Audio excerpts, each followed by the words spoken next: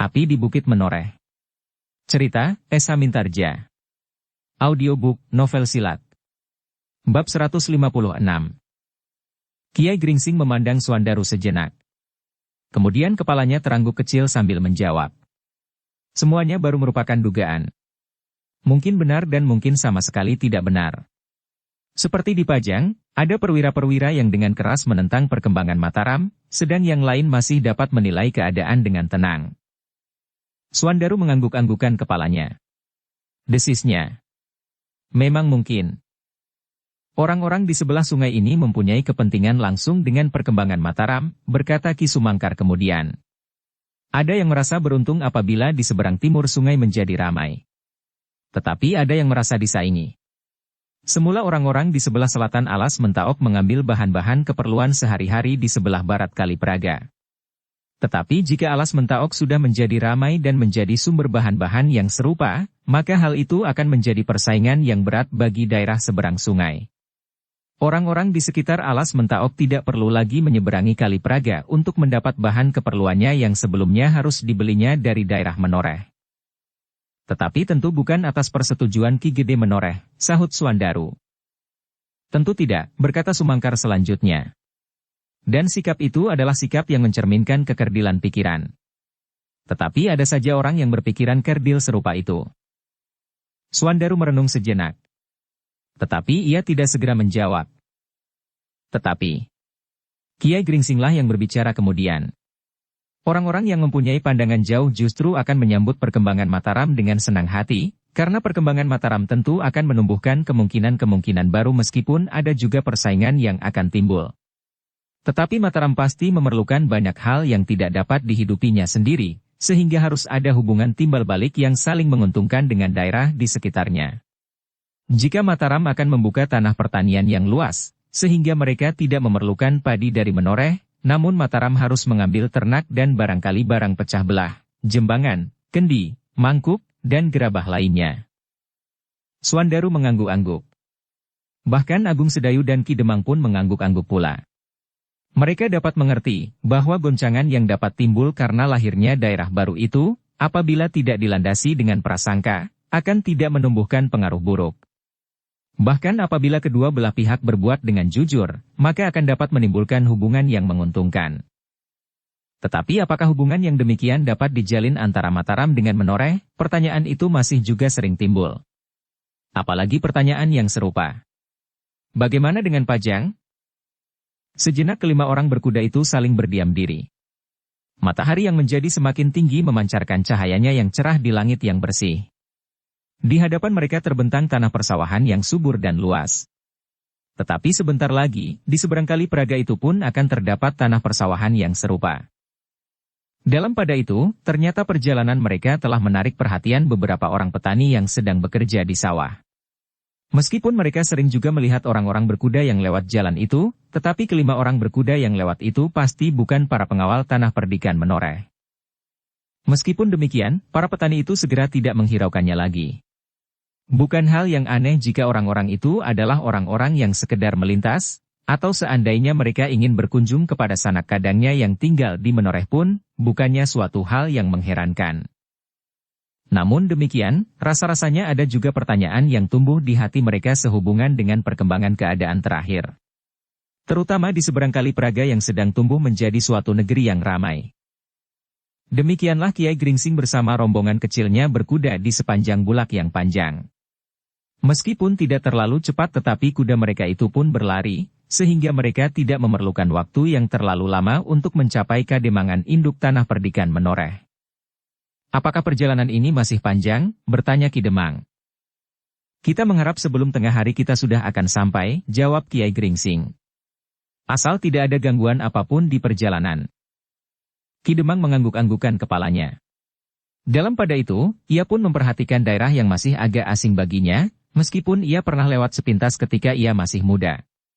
Hanya lewat daerah ini ketika ia sedang menempuh perjalanan yang jauh bersama ayahnya dahulu, ketika ayahnya mengunjungi orang yang sangat dihormati di sebelah barat pegunungan Menoreh. Orang itu adalah kakek ayahnya yang tinggal di lingkungan keluarga neneknya. Karena itulah ia hampir tidak dapat mengenali lagi telatah Menoreh yang berkembang dengan pesatnya itu. Hutan-hutan menjadi semakin sempit dan jarang. Sedang sawah dan pategalan menjadi semakin luas. Tetapi Menoreh sekarang rasa-rasanya menjadi semakin cantik dengan tanamannya yang hijau terbentang sampai ke kaki pebukitan. Dalam pada itu, Kiai Gringsing dan rombongan kecilnya maju terus. Semakin lama semakin dekat dengan padukuhan induk. Di sepanjang jalan, mereka tidak banyak berbicara tentang apapun juga. Bahkan tentang perjalanan itu sendiri. Semakin dekat dengan padukuhan induk tanah perdikan Menoreh, Suandarulah yang menjadi semakin berdebar-debar. Bahkan kadang-kadang terlontar pertanyaan di dalam hatinya. Apakah Pandan Wangi masih ingat kepadanya? Tentu, pertanyaan itu dijawabnya sendiri. Sebagai seorang yang setia, ia tidak boleh mengingkari janji yang pernah diucapkannya. Ia merenung sejenak, lalu. Kecuali jika Ki Gede Menoreh tidak telaten lagi menunggu karena justru Ki Gedelah yang menganggap aku telah ingkar. Suandaru mengerutkan keningnya. Dan dipersalahkannya dirinya sendiri. Bahkan gurunya. Ia terlalu lama berada di alas Mentaok, melayani hantu-hantu yang berkeliaran. Kemudian perkawinan Untara dan segala macam persoalan yang menghambat perjalanannya. Meskipun ia hanya terhambat beberapa saat saja, rasa-rasanya ia benar-benar terganggu. Bukan hanya Suandaru sajalah yang menjadi cemas. Bahkan Kiai Gringsing pun mulai berpikir juga. Pandan Wangi adalah seorang gadis yang mekar. Jika ia menganggap Suandaru terlalu lama melupakannya, dan bahkan ia menganggap bahwa Suandaru tidak akan datang kembali ke tanah perdikan Menoreh, maka ia pun tidak terikat lagi. Apakah yang akan terjadi jika kini Pandan Wangi telah bersuami? Pertanyaan itu pun tumbuh pula di dalam hati Kiai Gringsing. Namun demikian mereka berjalan terus. Mereka harus membuktikannya lebih dahulu, apakah memang demikian, atau hal itu hanyalah semata-mata angan-angan mereka saja. Kelima orang itu menjadi termangu-mangu ketika mereka melihat debu yang mengepul di jalan berbatu-batu di hadapan mereka. Beberapa ekor kuda berlari-lari berlawanan arah dengan rombongan kecil itu. Para pengawal, desis Kiai Gringsing. Apakah mereka dapat menghalangi perjalanan kita? Bertanya Ki Demang. Mungkin tidak. Kita akan berkata berterus terang. Ki Demang mengangguk-anggukan kepalanya. Tetapi ia tidak mengatakan sesuatu lagi. Meskipun demikian keningnya berkerut juga ketika para pengawal tanah perdikan itu menjadi semakin dekat. Dugaan mereka tentang orang-orang berkuda itu ternyata tepat. Yang datang itu adalah beberapa orang pengawal berkuda. 4 orang. Mereka adalah anak muda yang belum pernah dikenal oleh Kiai Gringsing dan kedua muridnya. Ketika kuda-kuda itu menjadi semakin dekat, seorang pengawal yang ada di paling depan mengangkat tangannya dan sekaligus menarik kekang kudanya, sehingga keempat pengawal itu pun segera berhenti. Demikian pula Kiai Gringsing dan iring-iringan kecilnya pun telah berhenti pula. Anak muda yang agaknya memimpin keempat pengawal itu maju beberapa langkah. Kemudian dengan nada datar ia bertanya. Siapakah kalian? Kiai Gringsinglah yang menjawab. Kami adalah orang-orang Sangkal Putung. Sangkal Putung, pemimpin pengawal itu mengulang. Agaknya ia belum pernah mendengar nama Sangkal Putung. Ya. Sangkal Putung, sahut Ki Demang. Apakah Kisanak belum pernah mendengarnya? Pengawal itu menggelengkan kepalanya. Katanya. Aku belum pernah mendengar. Sangkal Putung adalah sebuah kademangan di sebelah timur alas Tambak Baya. Masih agak jauh. Masih melintasi daerah Prambanan dan menyeberangi Kali Wedi. Anak muda itu menggelengkan kepalanya. Namun kemudian ia berdesis. Di seberang alas Tambak Baya. Bukankah alas Tambak Baya itu terletak di sebelah timur alas Mentaok? Ya, sahut Suandaru. Jadi kalian datang dari jauh? Ya. Kami datang dari jauh. Apakah keperluan kalian? Kiai Gringsinglah yang kemudian menyahut. Kami akan menghadap Ki Gede Menoreh. Menghadap Ki Gede, bertanya pemimpin pengawal itu hampir di luar sadarnya. Ya, kami adalah sahabat-sahabat Ki Gede Menoreh. Sudah lama kami tidak bertemu. Itulah sebabnya dari jauh kami perlukan datang kepadanya. Pemimpin pengawal itu menjadi ragu-ragu. Sejenak ia berpikir. Lalu dengan nada yang masih tetap ragu-ragu ia bertanya. Siapakah nama Kisanak? Namaku Kiai Gringsing, jawabnya. Kemudian sambil menunjuk Ki Sumangkar ia pun memperkenalkannya. Ini Ki Sumangkar. Kami berdua pernah tinggal di Tanah Perdikan Menoreh beberapa lama bersama kedua anak-anak kami ini. Sedang yang seorang ini adalah Ki Demang di Sangkal Putung. Oh, pengawal itu mengangguk-anggukan kepalanya. Namun sebelum ia berkata sesuatu, salah seorang dari pengawal yang masih muda itu mendesak maju sambil berkata, "Jadi Kisanak ini Agung Sedayu dan Suandaru? Dan Kiai ini adalah Kiai Gringsing." Kiai Gringsing memandang anak muda itu sejenak. Tetapi ia belum mengenalnya. Ketika ia berpaling kepada Agung Sedayu dan Suandaru, kedua muridnya itu pun menggelengkan kepalanya. "Tentu kalian tidak mengenal aku," berkata pengawal yang masih muda itu. "Aku hanya seorang dari antara sekian banyaknya anak-anak muda Menoreh yang waktu itu ikut bertempur melawan pasukan Sidanti dan gurunya." "Oh," Kiai Gringsing mengangguk-anggukan kepalanya. "Saat itu kau sudah ikut?" bertanya Kiai Gringsing kemudian. "Ya. Aku sudah ikut berlari-lari sambil membawa senjata meskipun di paling belakang. Aku ikut bersama pasukan Ki Gede Menoreh menyingkir dari induk Tanah Perdikan ini. Tentu aku dan orang-orang yang waktu itu ikut di dalam pasukan pengawal Ki Gede Menoreh mengenal Kiai." "Tidak semua," sahut pemimpin pengawal itu. "Aku belum begitu mengenalnya. Kau tidak berada di induk pasukan waktu itu. Kau berjuang di tempat lain dalam kelompok-kelompok kecil." Pemimpin pengawal itu mengangguk-anggukan kepalanya. Katanya, "Ya. Kami agak terpisah dari induk pasukan dan kami waktu itu harus mengambil sikap sendiri menghadapi Sidanti. Tetapi karena Ki Gede Menoreh tetap bertempur, kami pun tetap berjuang." Kiai Gringsing mengangguk-anggukan kepalanya pula sambil berkata, "Dan kita sekarang bertemu lagi. Sudah cukup lama kami tidak menginjakkan kaki kami di atas Tanah Perdikan ini. Itulah sebabnya kami memerlukan datang untuk sekedar menengok Ki Gede Menoreh." Para pengawal itu mengangguk-anggukan kepalanya. Pemimpin pengawal itu pun kemudian berkata, "Jika benar kalian adalah orang-orang yang pernah membantu perjuangan Ki Gede, maka kedatangan kalian pasti akan sangat menyenangkan hatinya di saat-saat seperti ini." Kiai Gringsing mengerutkan keningnya. Dan sebelum ia bertanya Suandaru telah mendahului. "Kenapa dengan saat seperti ini?" Pemimpin pengawal itu memandang Suandaru sejenak. Lalu jawabnya, "Sejak pertempuran yang menentukan itu, dan sejak Ki Gede menjadi cacat, kesehatannya berangsur-angsur turun. Meskipun hasrat Ki Gede untuk tetap melaksanakan tugasnya terlampau besar, namun agaknya pertempuran yang terjadi di saat terakhir itu mempunyai akibat yang parah di bagian dalam tubuhnya, sehingga lambat laun, kesehatannya menjadi semakin buruk." Oh, Kiai Gringsing mengerutkan keningnya. "Jadi bagaimana dengan Ki Gede sekarang?" "Ki Gede masih tetap melakukan tugasnya. Tetapi sebenarnya lah ia sudah harus beristirahat," pengawal itu berkata selanjutnya. "Selain keadaan kesehatannya, sebenarnya lah usia Ki Gede memang sudah menjadi semakin tua." "Belum terlalu tua," sahut Kiai Gringsing. "Umurnya kira-kira sebaya dengan umurku. Tetapi benturan kekuatan yang terjadi di saat terakhir melawan Ki Tambak Wedi memang sangat berpengaruh.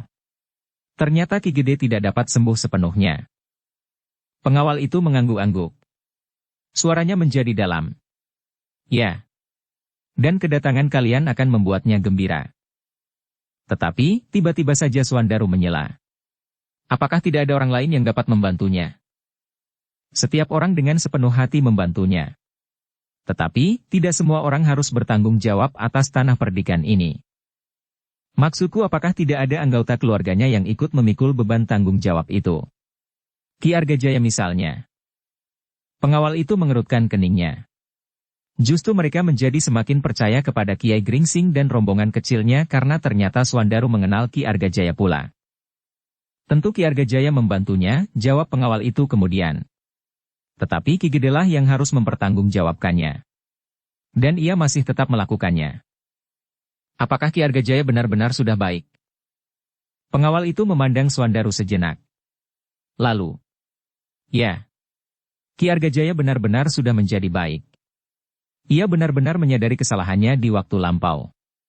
Dan kini ia menebus kesalahannya itu dengan kerja, ia telah membuat bendungan dan memperbaiki saluran air hampir di seluruh daerah Tanah Perdikan ini." "Syukurlah." Kiai Gringsing pun berdesis. Nah, tiba-tiba suara pengawal itu meninggi. "Marilah. Kita tidak akan berbicara di tengah jalan begini sampai sehari penuh. Marilah, kami antar kalian menghadap Ki Gede. Akhir-akhir ini Ki Gede jarang keluar.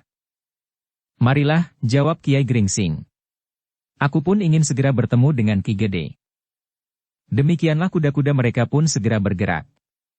Tetapi sebenarnya masih ada satu soal yang tersangkut di hati Suandaru. Pengawal-pengawal itu sama sekali tidak menyebut anak gadis Ki Gede Menoreh. Kenapa? Bertanya Suandaru kepada diri sendiri. Mungkin pengawal itu lupa saja menyebut bahwa gadis itu mampu juga membantu ayahnya di dalam menjalankan tugasnya. Karena ia memiliki kelebihan dari gadis-gadis kebanyakan. Atau barangkali gadis itu sudah tidak ada di tanah perdikan ini dan pergi mengikuti seseorang di tempat yang lain. Dada Suandaru menjadi berdebar-debar. Tetapi ia agak malu untuk menanyakannya. Dan ia mengumpat-umpat di dalam hatinya, kenapa Agung Sedayu juga tidak bertanya sesuatu, apalagi tentang Pandanwangi. Tetapi Agung Sedayu benar-benar tidak menanyakan tentang sesuatu. Sekali ia memandang wajah Suandaru yang tegang. Namun kemudian ia pun memandang ke kejauhan, memandang pepohonan yang hijau dan burung yang beterbangan di langit. Suandaru pun kemudian mendekatinya sambil menggamit Agung Sedayu. Ia bertanya, "Hi, apakah kau tidak ingin mengetahui tentang sesuatu di Menoreh ini?" Agung Sedayu memandang Suandaru sesaat. Namun ia pun kemudian mengerti apa yang dimaksudkan oleh anak yang gemuk itu. Sorot matanya yang bagaikan menyala dan wajahnya yang tegang penuh keraguan-raguan, namun agak kemerah-merahan. Karena itu justru ia ingin mengganggunya. Sambil menggeleng Agung Sedayu menyahut acuh tidak acuh. "Tidak. Aku tidak ingin mengetahui apapun tentang tanah perdikan Menoreh." Suandaru menggeram. Sementara itu kuda-kuda mereka berjalan terus mendekati induk tanah perdikan Menoreh. "Kau tidak ingin bertanya tentang keadaan Ki Gede Menoreh, atau Ki Argajaya atau anak laki-lakinya itu, atau apapun lainnya?" Sekali lagi Agung Sedayu menggeleng. Jawabnya masih dengan acuh tidak acuh. "Tidak ada yang menarik perhatianku di Menoreh. Aku sudah mendengar cerita tentang Ki Gede, tentang adiknya dan tentang orang-orang di sekitarnya. Apalagi yang ingin aku tanyakan?" "Oh, kau memang pemimpi. Ternyata kau tertidur di perjalanan. Kau tidak tahu apa yang sedang terjadi sekarang. Dan kau masih saja terkantuk-kantuk di atas punggung kuda." Suandaru berhenti sejenak, lalu, "Bangun, bangunlah Kakang Sedayu. Lihat, kita berada di atas tanah perdikan Menoreh." Agung Sedayu mengerutkan keningnya. Katanya, "Ya. Aku tahu bahwa kita berada di atas tanah perdikan Menoreh. Aku mendengar seluruh percakapan guru dengan anak-anak muda pengawal tanah perdikan itu, aku mendengar semuanya. Justru karena itu aku tidak perlu bertanya lagi. Kaulah yang agaknya tertidur di perjalanan. Dan jika ada yang ingin kau tanyakan, kenapa kau tidak bertanya sendiri?" "Persetan." Suandaru masih saja menggeram. Tetapi ia tidak menyahut. Namun ketika ia melihat Agung Sedayu tersenyum, maka ia pun mendekat semakin rapat dan berbisik, "Awas jika kelak kita kembali ke Sangkal Putung. Kau akan mengalami nasib yang jelek." Agung Sedayu tidak dapat menahan hati lagi. Betapapun juga ia menahan, namun ia pun tertawa pula. Kiai Gringsing, Ki Sumangkar, dan Ki Demang berpaling mendengar suara tertawa Agung Sedayu yang tertahan-tahan. Sekilas mereka melihat wajah Suandaru yang buram, namun mereka tidak bertanya sesuatu karena mereka tahu bahwa Agung Sedayu sedang mengganggu Suandaru. Demikianlah, mereka semakin lama menjadi semakin dekat dengan induk tanah perdikan Menoreh. Sedang hati Suandaru pun menjadi semakin berdebar-debar karenanya. Ketika mereka lewat di jalan berdebu tidak jauh dari sebuah hutan sempit yang menjadi salah satu daerah perburuan, hati Suandaru bergetar. Bahkan di luar sadarnya ia berkata kepada diri sendiri, "Apakah Pandanwangi masih sering berburu? Di hutan itulah ia kadang-kadang berburu. Tetapi kadang-kadang di hutan yang membujur di ujung selatan dari tanah perdikan ini. Jika ia berburu di hutan itu, dan kebetulan melihat iring-iringan ini, ia pasti akan mendekat." Tetapi ternyata tidak ada seorang pun yang tampak keluar dari hutan itu. Pepohonan yang hijau bagaikan membeku. Bahkan angin pun seolah-olah telah berhenti bertiup. "Sepi," desah Suandaru di dalam hatinya. Namun, katanya kemudian, hutan itu tidak hanya seluas sepatok sawah. Jika ia berada di tengah-tengah atau bahkan di sisi seberang, ia tentu tidak akan melihat iring-iringan ini. Tetapi Swandaru tidak mengatakannya kepada siapapun. Ketika ia melihat Agung Sedayu memandang ke kejauhan tanpa berkedip, ia pun mengumpat di dalam hatinya. Tetapi Agung Sedayu tidak menghiraukannya. Ia mengagumi perkembangan tanah perdikan menoreh. Yang dilihatnya kini jalur-jalur air yang lebih baik dari yang pernah dilihatnya dahulu. Sawah pun rasa-rasanya menjadi semakin subur dan luas. Ia tidak melihat lagi padang perdu yang kering di pinggir hutan. Namun padang perdu itu telah menjadi tanah pategalan dan padang-padang alang-alang pun sudah menjadi sawah. Hutan rasanya menjadi sempit, dan lereng pegunungan menjadi hijau. Ternyata tanah perdikan ini menyimpan banyak sekali kemungkinan. Jika Mataram kelak berkembang, daerah ini pun akan berkembang juga. Mataram dan Menoreh akan dapat saling mencukupi kebutuhan. Betapapun juga, Mataram akan menjadi negeri yang ramai, yang memerlukan banyak sekali kebutuhan-kebutuhan yang tidak dapat dicukupinya sendiri. Tanah perluasan dari alas Mentaok yang ditebanginya tentu tidak akan dapat menjadi tanah persawahan yang cukup luas untuk menampung kebutuhan orang-orang yang mengalir membanjiri negeri itu. Kebutuhan akan ternak, kain tenun, dan alat-alat kebutuhan sehari-hari pasti harus didatangkan dari daerah di sekitarnya. Dan Menoreh akan dapat menampung kebutuhan-kebutuhan itu, di samping daerah-daerah yang lain. Kademangan Mangir, Prambanan, dan bahkan mungkin sampai juga ke daerah Jati Anom dan Sangkal Putung. Agung Sedayu terkejut ketika terasa pundaknya digamit oleh Swandaru. Ketika ia berpaling, Swandaru berkata, "Apakah kau masih ingat bahwa hutan itu merupakan hutan perburuan?" "Ya," sahut Agung Sedayu. Swandaru mengerutkan keningnya. Jawab Agung Sedayu ternyata terlampau pendek. Karena itu maka Swandarulah yang kemudian berkata pula. Orang-orang Menoreh senang sekali berburu. Ya. Orang-orang Menoreh suka sekali berburu, jawab Agung Sedayu pendek. Swandaru menggeram. Tetapi ia tidak berkata apapun juga. Ia tahu Agung Sedayu sengaja mengganggunya. Meskipun Agung Sedayu tahu bahwa Swandaru ingin mempercakapkan seorang gadis Menoreh yang suka berburu, tetapi Agung Sedayu dengan sengaja tidak menanggapinya. Swandaru pun kemudian terdiam. Tetapi sekali-sekali ia masih memandang wajah Agung Sedayu. Wajah yang sangat menjengkelkan sekali, karena terbayang senyum kecil di bibirnya. Tetapi Swandaru pun pura-pura tidak menghiraukannya lagi. Dipercepatnya kudanya meninggalkan Agung Sedayu, melampaui gurunya dan Ki Sumangkar serta Ki Demang Sangkal Putung. Katanya, "Aku ingin berbicara dengan para pengawal yang di depan itu." Kiai Gringsing menganggukkan kepalanya sambil menyahut. "Berbicaralah. Kau tentu akan banyak bertanya tentang tanah ini." Swandaru tersenyum. Tetapi ketika ia berpaling dan dilihatnya Agung Sedayu tertawa, maka senyumnya pun segera lenyap dari bibirnya. Sejenak kemudian Swandaru telah berkuda di antara para pengawal yang masih sangat muda itu. Mereka asyik berbicara tentang tanah perdikan Menoreh. Tentang Ki Gede dan keluarganya. Tetapi seperti ketika ia bercakap-cakap dengan Agung Sedayu, maka para pengawal itu pun sama sekali tidak menyinggung Pandanwangi. Kenapa sebenarnya dengan Pandanwangi, bertanya Swandaru di dalam hatinya. Tidak seorang pun yang menyebutkan namanya. Apakah ia sudah tidak berada di tanah perdikan ini lagi?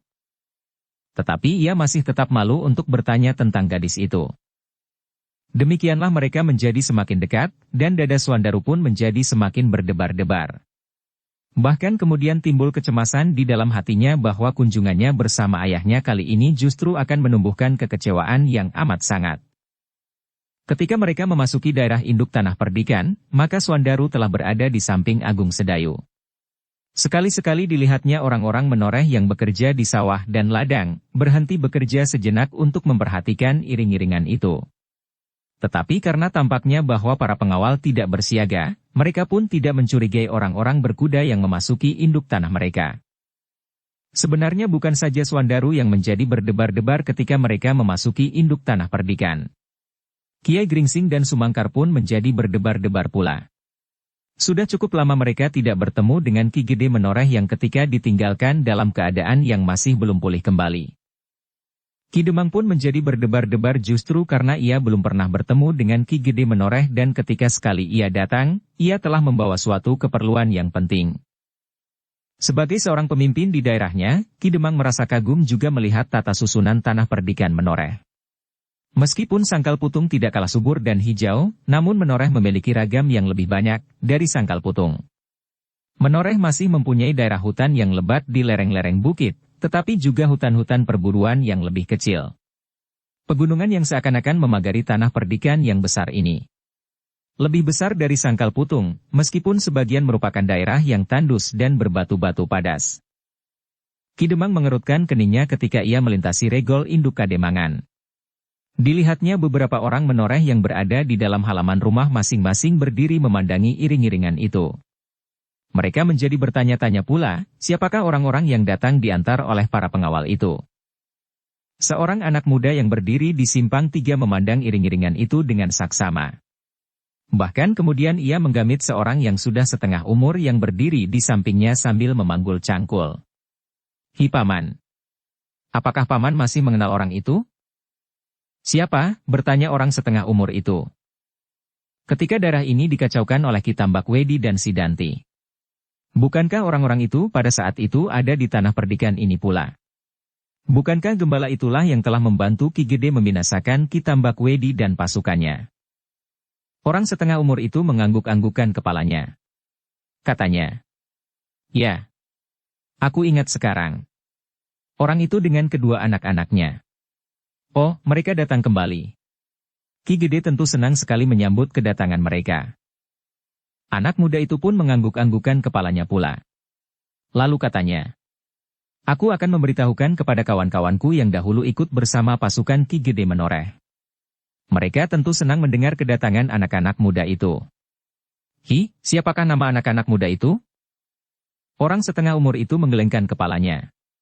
Lalu katanya, kedatangannya memang menyenangkan sekali. Mereka sempat melihat Menoreh bangkit kembali, setelah dilanda oleh badai yang hampir saja menghanguskan tanah perdikan ini. Anak muda kawannya berbicara itu masih mengangguk-angguk. Ditatapnya iring-iringan itu sampai hilang di kelokan jalan. Kemudian ia pun berdesis. Ya. Ia ikut memadamkan api yang membakar tanah perdikan Menoreh. Dan kini ia melihat Menoreh menjadi hijau kembali.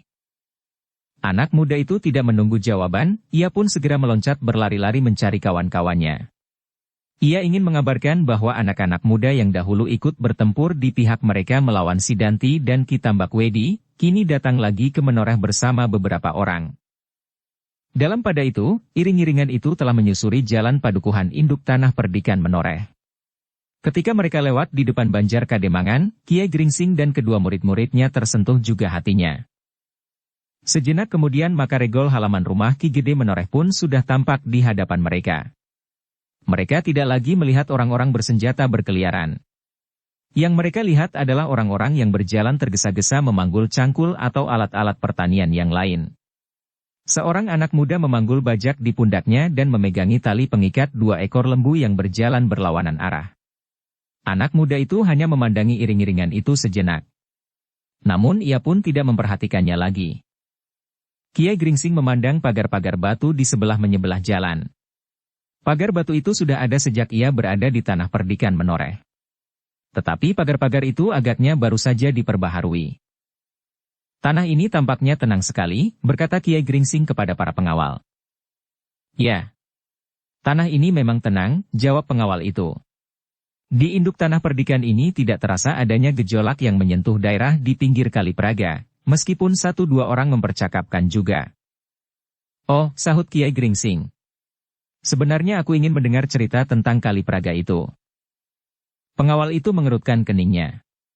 Jawabnya, "Biarlah Ki Gede sajalah yang menceritakan." Kiai Gringsing tidak bertanya lagi. Kini mereka benar-benar telah berada di regol halaman rumah Ki Gede Menoreh. Yang ada di regol itu hanyalah seorang penjaga yang duduk di gardu sambil terkantuk-kantuk. Seorang pengawal tanah perdikan yang juga masih muda. "Baru sejak beberapa hari regol ini ditunggui oleh seorang pengawal," berkata pengawal berkuda itu. "Sebelumnya tidak seorang pun yang menjaga halaman ini, karena memang tidak pernah terjadi sesuatu." Kiai Gringsing mengangguk-anggukkan kepalanya. Tetapi ia tidak menjawab.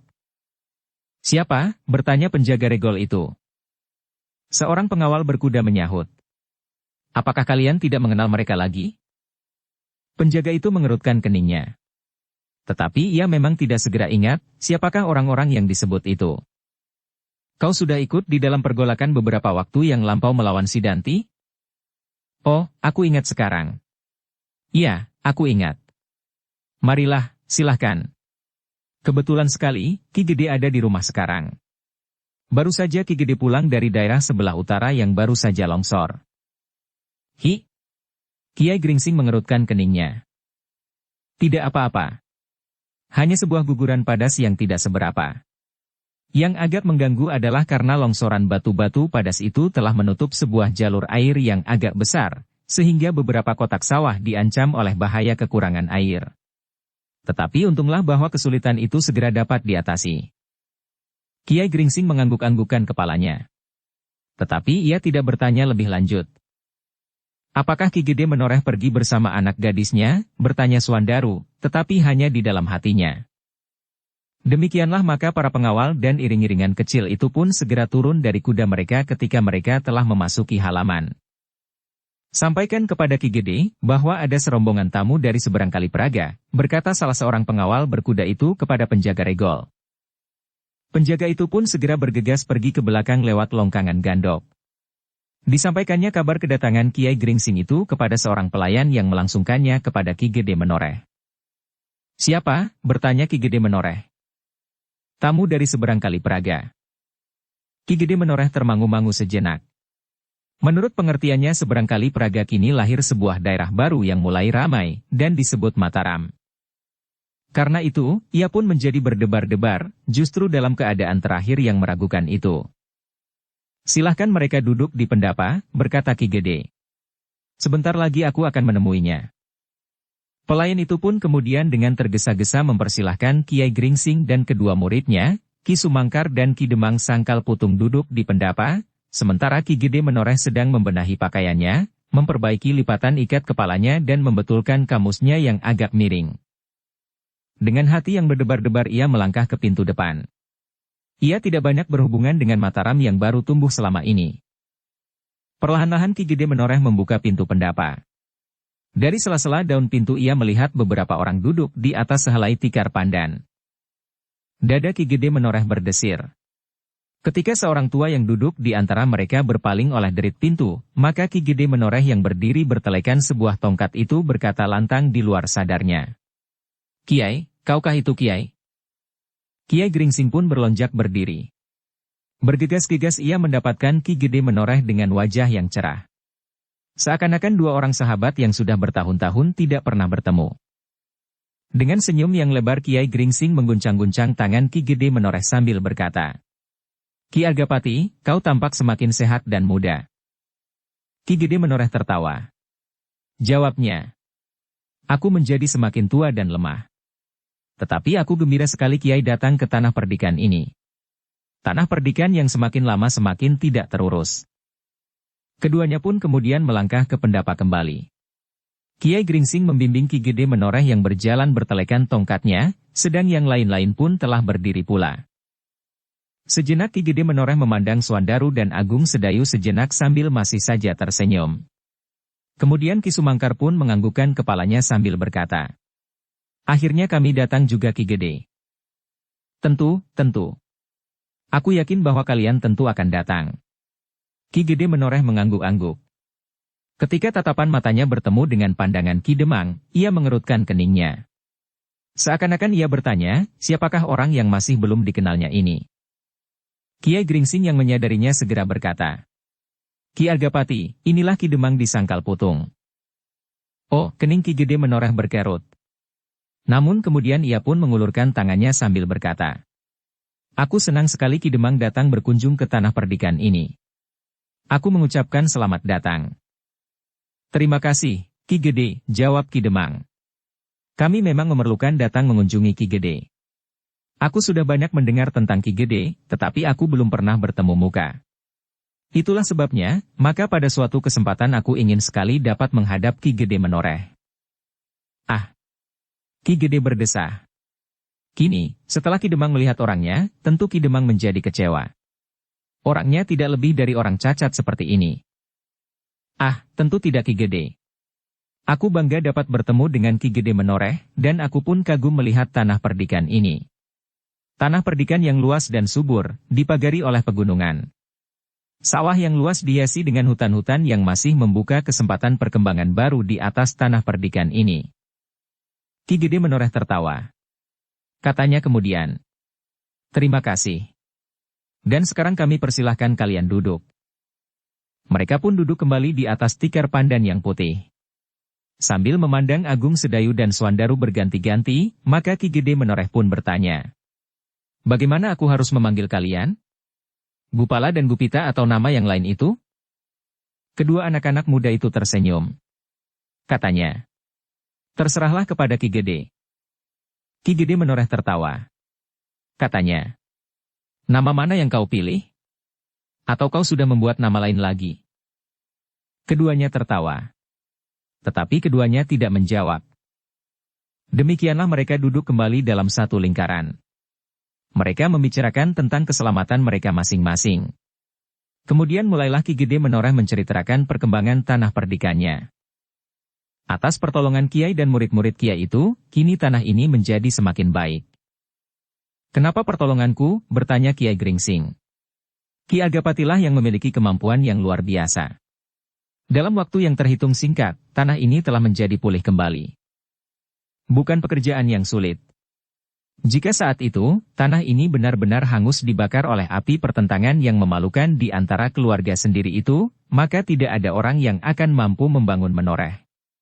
Siapapun. Dan sekarang, ternyata kami di sini masih mendapat kesempatan itu. Meskipun demikian, aku yang menjadi semakin tua dan lemah, hampir tidak dapat berbuat apa-apa." Kiai Gringsing tertawa. Katanya, "Jika seperti ini, Ki Agapati masih menyebut tidak dapat berbuat apa-apa, tentu Ki Agapati mempunyai cita-cita yang jauh lebih tinggi dari yang kita lihat ini. Mudah-mudahan di masa mendatang, angkatan yang bakal menggantikan para pemimpin di tanah perdikan ini mampu membangun Menoreh lebih baik lagi." Ki Agapati tertawa. Katanya, "Tentu, Kiai. Cita-cita pada umumnya mendahului wujud pencapaian kita. Dan kami memang bercita-cita. Tentu bukan hanya kami, juga Kiai dan setiap orang bercita-cita. Aku sudah tua." Ah. Ki Gede Menoreh tertawa. "Aku pun sudah tua. Tetapi apakah cita-cita kita dapat dibatasi oleh ketuaan kita?" Lalu sambil berpaling kepada Ki Demang. "Bukankah begitu, Ki Demang?" Ki Demang tertawa pula. Katanya, "Ya. Cita-cita kita mengatasi umur kita sendiri karena angkatan yang bakal datang akan melanjutkan dan mewujudkan cita-cita itu. Cita-cita kita ternyata akan berkembang terus. Apalagi mengenai suatu daerah seperti tanah perdikan Menoreh. Dari angkatan yang satu kepada angkatan yang kemudian." Kiai Gringsing tertawa. Dipandanginya kedua muridnya sejenak. Lalu katanya, "Ki Demang benar. Cita-cita kita adalah cita-cita buat masa depan angkatan sesudah kita. Tentu kita tidak sekedar hidup untuk kita sendiri. Jika kita memanjakan kamukten buat diri kita sendiri, memanjakan segala macam nafsu badani, kita memang akan kehilangan masa depan anak-anak kita." Ki Demang mengangguk-anggukan kepalanya. Sedang Argapati pun tersenyum pula, katanya, "Demikianlah aku berusaha membuat Menoreh menjadi harapan bagi masa mendatang." Hampir di luar sadarnya Agung Sedayu berpaling pada Swandaru. Sedang ketika Swandaru pun memandanginya, maka cepat-cepat ia memalingkan wajahnya sambil mencibirkan bibirnya. Namun dalam pada itu, Swandaru masih saja digelut oleh pertanyaan, "Di mana Pandan Wangi?" Apalagi ketika beberapa saat kemudian, setelah mereka berbicara kian kemari, seorang pelayan perempuan menghidangkan minum dan makanan buat tamu-tamu Ki Gede Menoreh itu. Yang menghidangkan minum dan makanan itu sama sekali bukan Pandan Wangi. Di luar kebiasaan yang pernah dilihat oleh Swandaru. Apabila ada tamu yang dihormati, maka biasanya adalah Pandan Wangi sendiri yang menghidangkan suguhan bagi mereka. Namun yang menghidangkan adalah seorang pelayan saja. Dengan wajah yang berkerut, Swandaru mencoba memandang ke halaman di sekitar pendapa itu. Tetapi ia tidak melihat seorang pun kecuali beberapa orang pekerja yang lewat melintasi halaman itu. Ternyata orang-orang tua yang sedang bercakap-cakap tentang berbagai masalah itu seakan-akan tidak teringat lagi kepada anak-anak muda itu. Mereka mempunyai keasyikan sendiri, hingga seolah-olah Swandaru yang gelisah dan Agung Sedayu itu tidak ada di antara mereka. Agung Sedayu dan Swandaru terkejut ketika mereka melihat seorang anak yang masih sangat muda melintas di atas punggung kuda di halaman. Ketika ia melihat beberapa orang tamu di pendapa, maka ia pun dengan tergesa-gesa menarik kekang kudanya dan meloncat turun. Kemudian dengan tergesa-gesa pula dituntunnya kudanya ke belakang. Swandaru mengerutkan keningnya melihat anak muda yang tampan itu. Namun ia menarik nafas dalam-dalam ketika Agung Sedayu berbisik di telinganya. "Bukankah itu anak Ki Argajaya?" Swandaru menarik nafas dalam-dalam. "Ya, ia adalah putra Ki Argajaya." Swandaru itu tiba-tiba bergeser setapak maju. Agung Sedayu tersenyum melihat wajahnya yang tegang. Sekilas Swandaru yang kebetulan tidak mendengarkan percakapan orang-orang tua itu karena kuda yang melintas di halaman, mendengar Ki Argapati menyebut nama anak gadisnya, Pandanwangi. "Apa yang dikatakannya?" bisik Swandaru kepada Agung Sedayu. Agung Sedayu mengerutkan keningnya. Dan ia bertanya kembali. "Tentang apa?" "Tadi, baru saja." "Oh, tentang kuda itu." "Bukan tentang kuda." "Tentang apa?" "Sesudah membicarakan masalah kuda." "Ah, aku tidak mendengarnya. Aku baru memperhatikan kuda yang melintas di halaman itu." "Ah kau." Swandaru menggeram. Namun sekali lagi ia mendengar Ki Argapati menyebut nama Pandanwangi. "Ia sedang berburu," berkata Ki Argapati. "Ia mengantarkan seorang tamu pula." Swandaru tertarik sekali kepada pembicaraan itu.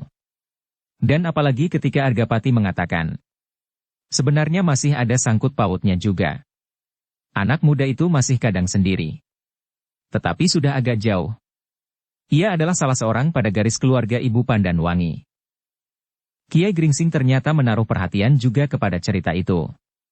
Maka ia pun bertanya, "Jadi, Ki Gede sekarang sedang menerima tamu juga di rumah ini?" "Ya. Kadang sendiri. Dan bukan dari jauh." "Dari mana?" "Dari daerah Tempuran." "Tempuran?" "Ya, sebuah daerah kecil di sebelah utara tanah perdikan ini." Kiai Gringsing mengangguk-anggukkan kepalanya. Tetapi Ki Sumangkarlah yang kemudian bertanya, "Apakah tamu Ki Gede itu juga baru saja datang?" "Tidak. Sudah 2 malam mereka bermalam di tempat ini. Ayah, ibu, dan seorang anak laki-laki yang sekarang sedang pergi berburu bersama Pandanwangi." Ki Sumangkar mengangguk-anggukkan kepalanya seperti juga Kiai Gringsing. Tanpa dikehendakinya sendiri ia memalingkan wajahnya memandang Swandaru. Ternyata wajah Swandaru menegang. Ada sesuatu yang bergetar di dalam hatinya. Jika yang pergi berburu bersama Pandanwangi itu meskipun masih keluarga tetapi sudah jauh, maka dapat tumbuh persoalan yang dapat mengganggu perasaannya. Tetapi Swandaru tidak dapat mengatakannya kepada siapapun, bahkan ia berusaha sejauh-jauhnya menyimpan perasaan itu di dalam sudut hatinya yang paling dalam. Bahkan apabila mungkin menghilangkan sama sekali kesan yang dapat timbul di wajahnya. Selain Swandaru, sebenarnya Agung Sedayu pun menjadi tegang pula. Meskipun ia tidak langsung tersangkut, tetapi rasa-rasanya adalah juga keberatannya mendengar keterangan Ki Gede menoreh. Siapakah sebenarnya anak muda itu? Agung Sedayu bertanya kepada diri sendiri. Ada berbagai dugaan yang melintas di benaknya, bahkan ia sudah membayangkan peristiwa-peristiwa yang akan terjadi. "Mungkin kami terlalu lama membiarkan Ki Argapati menunggu," berkata Agung Sedayu di dalam hatinya pula. Demikianlah. Selagi gambaran yang beraneka ragam mengganggu orang-orang yang sedang dijamu oleh Ki Argapati itu, terutama Swandaru, Ki Demang dan Kiai Gringsing, di hutan perburuan, Pandanwangi berpacu di atas punggung kudanya mengikuti jejak seekor rusa. Dengan susah payah ia menunggu tidak begitu jauh dari sebuah sumber air yang menurut dugaannya menjadi tempat minum binatang-binatang buruannya. Tetapi agaknya arus angin tidak menguntungkan ketika tiba-tiba saja angin berubah arah. Ketika seekor rusa sedang berjalan perlahan-lahan mendekati sumber air itu, maka oleh angin yang berganti arah itu, dihanyutkannya bau manusia, sehingga rusa itu pun segera lari terbirit-birit. Betapa kuda Pandanwangi berlari kencang, namun kuda itu sudah tidak akan mungkin lagi dapat menyusul rusa itu, karena rusa itu segera pula menghilang di antara gerumbul-gerumbul perdu. Alangkah kecewanya Pandanwangi. Buruannya ternyata sama sekali tidak dapat ditangkapnya. Dalam pada itu, kawannya berburu, selain beberapa orang pengiring, adalah masih ada sangkut paut kekeluargaan meskipun agak jauh. Tetapi ternyata anak muda itu tidak dapat membantu sama sekali. Justru kadang-kadang ia telah mengganggu Pandanwangi. Setiap kali ia berteriak-teriak memanggil kawan-kawannya dan Pandanwangi. Sayang sekali, desis Pandanwangi. Ia masih maju beberapa puluh langkah lagi dengan kudanya. Namun ketika ia kemudian berpaling, ia sudah tidak melihat saudaranya itu. Kemana ia pergi, bertanya Pandanwangi di dalam hatinya. Dan sejenak kemudian Pandanwangi pun mendengar suaranya bergema. Pandanwangi, Pandanwangi, di mana kau? Pandanwangi menarik nafas dalam-dalam. Dengan kesal ia berbalik untuk mengambil anak muda yang berteriak-teriak di dalam hutan, meskipun sekedar hutan buruan. Namun di dalam hutan buruan itu benar-benar masih terdapat beberapa ekor harimau. Ketika Pandanwangi mendekat, ia masih sempat mendengar seorang pengawal berkata, "Marilah, kita menyusulnya. Jangan terlampau cepat." Pandanwangi memburu seekor rusa. "Jika kita tidak cepat, kita akan kehilangan jejak." Anak muda itu mengerutkan keningnya. Namun sebelum ia menjawab, ia melihat Pandanwangi datang menyongsongnya. "Pandanwangi, kenapa kau selalu meninggalkan aku?" "Kita berburu di hutan," jawab Pandanwangi. "Aku belum pernah berburu seperti caramu." "Oh, kau pernah juga berburu?" "Tidak, maksudku aku tidak pernah berburu di hutan begini. Kadang-kadang aku memang pergi menyumpit. Tetapi hanya sekedar mencari burung-burung kecil. Burung tilang, podang, dan sebagainya." Pandanwangi tersenyum. Tetapi ia pun berkata, "Tidak ada bedanya. Kau dengan sumpit, aku memakai panah. Sedang yang aku kejar berlari kencang sekali, yang kau kejar tidak." "Oh, kau sangka kecepatan terbang burung podang kalah cepat dengan lari seekor rusa?" "Tidak, memang tidak. Tetapi kau tidak pernah menyumpit burung yang sedang terbang. Sedang pemburu di hutan, kadang-kadang ia harus memanah buruannya yang sedang berlari." "Memanah sambil naik kuda?" bertanya anak muda itu. "Ya, berkuda sambil melepaskan anak panah." "Bagaimana mungkin?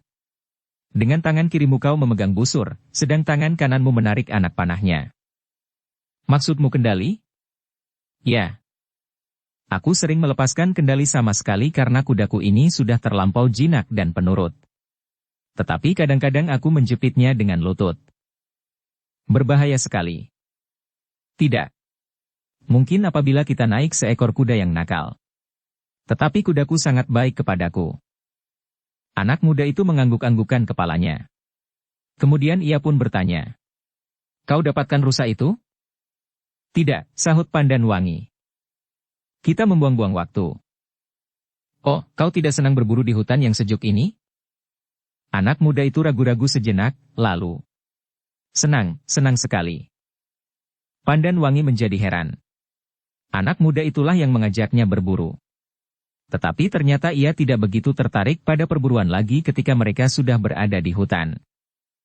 "Rusa itu terkejut mendengar suaramu berteriak-teriak itu," berkata Pandanwangi kemudian. "Kita harus diam, supaya seekor binatang tidak segera melarikan diri sebelum kita sempat membidiknya." Anak muda itu mengangguk-anggukan kepalanya. Tetapi nafasnya menjadi terengah-engah. Agaknya berburu di hutan dengan naik di punggung kuda kurang menyenangkan. Meskipun demikian ia tidak mau mengatakan berterus terang. Pandanwangi agaknya dapat membaca isi hatinya. Karena itu maka ia pun berkata, "Apakah perburuan ini kita akhiri sekian saja?" "Jangan. Berburulah sehingga kita mendapatkan seekor binatang buruan. Dan kau akan tetap berteriak-teriak mengusir binatang yang sedang aku bidik." "Tidak. Aku akan diam saja." Pandanwangi termenung sejenak tetapi kegerahannya untuk berburu terus telah turun sama sekali. "Teruskanlah Pandanwangi," berkata anak muda itu selanjutnya. "Kenapa kau termenung?" "Aku tidak bernafsu lagi. Marilah kita kembali ke rumahku. Ayah sudah menunggu." "Bukankah ayahmu sudah mengetahui bahwa kau berburu bersama aku?" "Ia tidak akan mencarimu. Agaknya ia percaya kepadaku." "Maksudmu?" bertanya Pandanwangi. "Maksudku, ayahmu tidak akan mencemaskan kau selama kau pergi bersamaku. Aku akan melindungimu dan membawamu pulang dengan selamat." Oh, suara Pandan Wangi bernada tinggi, namun kemudian merendah. Ya. Tentu ayah akan percaya bahwa aku akan selamat sampai di rumah. Karena itu jangan tergesa-gesa pulang. Kita teruskan perburuan ini, aku tidak akan memanggilmu lagi. Tetapi kemudian, meskipun demikian, aku harus selalu mengawasimu karena aku harus melindungimu. Aku sudah lelah sekali, berkata Pandan Wangi. Aku ingin keluar dari hutan ini. Tidak. Kita akan berburu bersama-sama. Pandan Wangi menjadi agak bingung menanggapi sikap anak muda itu, tetapi sambil tersenyum ia berkata, marilah kita keluar dahulu dari hutan ini. Jika kita akan berburu lagi, kita akan melakukannya. Pandan Wangi tidak menunggu jawabannya. Ia pun kemudian menggerakkan kudanya mendahului menuju keluar hutan. Anak muda itu tidak dapat berbuat lain daripada mengikutinya bersama beberapa orang pengiring Pandan Wangi. Meskipun ia agak kecewa, karena Pandan Wangi nampaknya tidak lagi berminat meneruskan perburuan ini karena sikapnya. Sejenak kemudian mereka pun telah sampai ke pinggir hutan.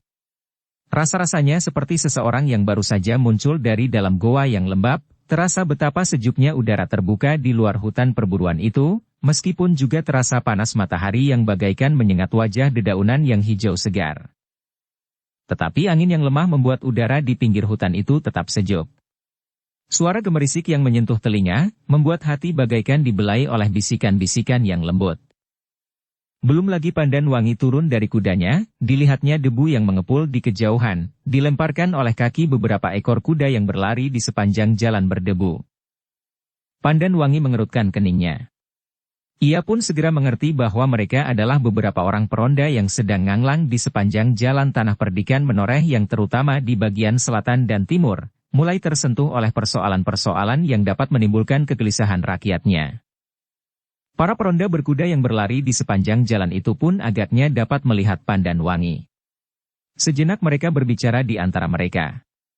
Namun kemudian salah seorang dari mereka mengacu-acukan tangannya.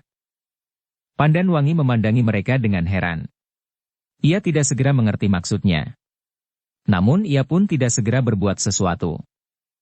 Ternyata beberapa ekor kuda itu pun berhenti sejenak. Kemudian mereka berbelok ke arah Pandan Wangi yang memandangi mereka dengan hati yang berdebar-debar. Pandan Wangi, salah seorang dari para peronda itu berkata meskipun ia belum dekat benar. Apakah kau tidak ingin segera pulang? Pandan Wangi tidak segera menjawab. Ditunggunya orang itu menjadi semakin dekat dan baru kemudian ia bertanya. Kenapa tergesa-gesa pulang? Para peronda itu pun kemudian berhenti beberapa langkah dari Pandan Wangi.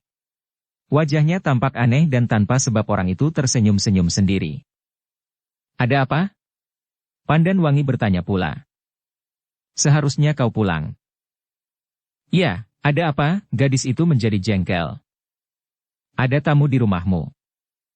Ah, apa salahnya ada tamu? Ayah terlalu sering menerima tamu dari mana saja. Tetapi sekali ini tamu ayahmu agak lain.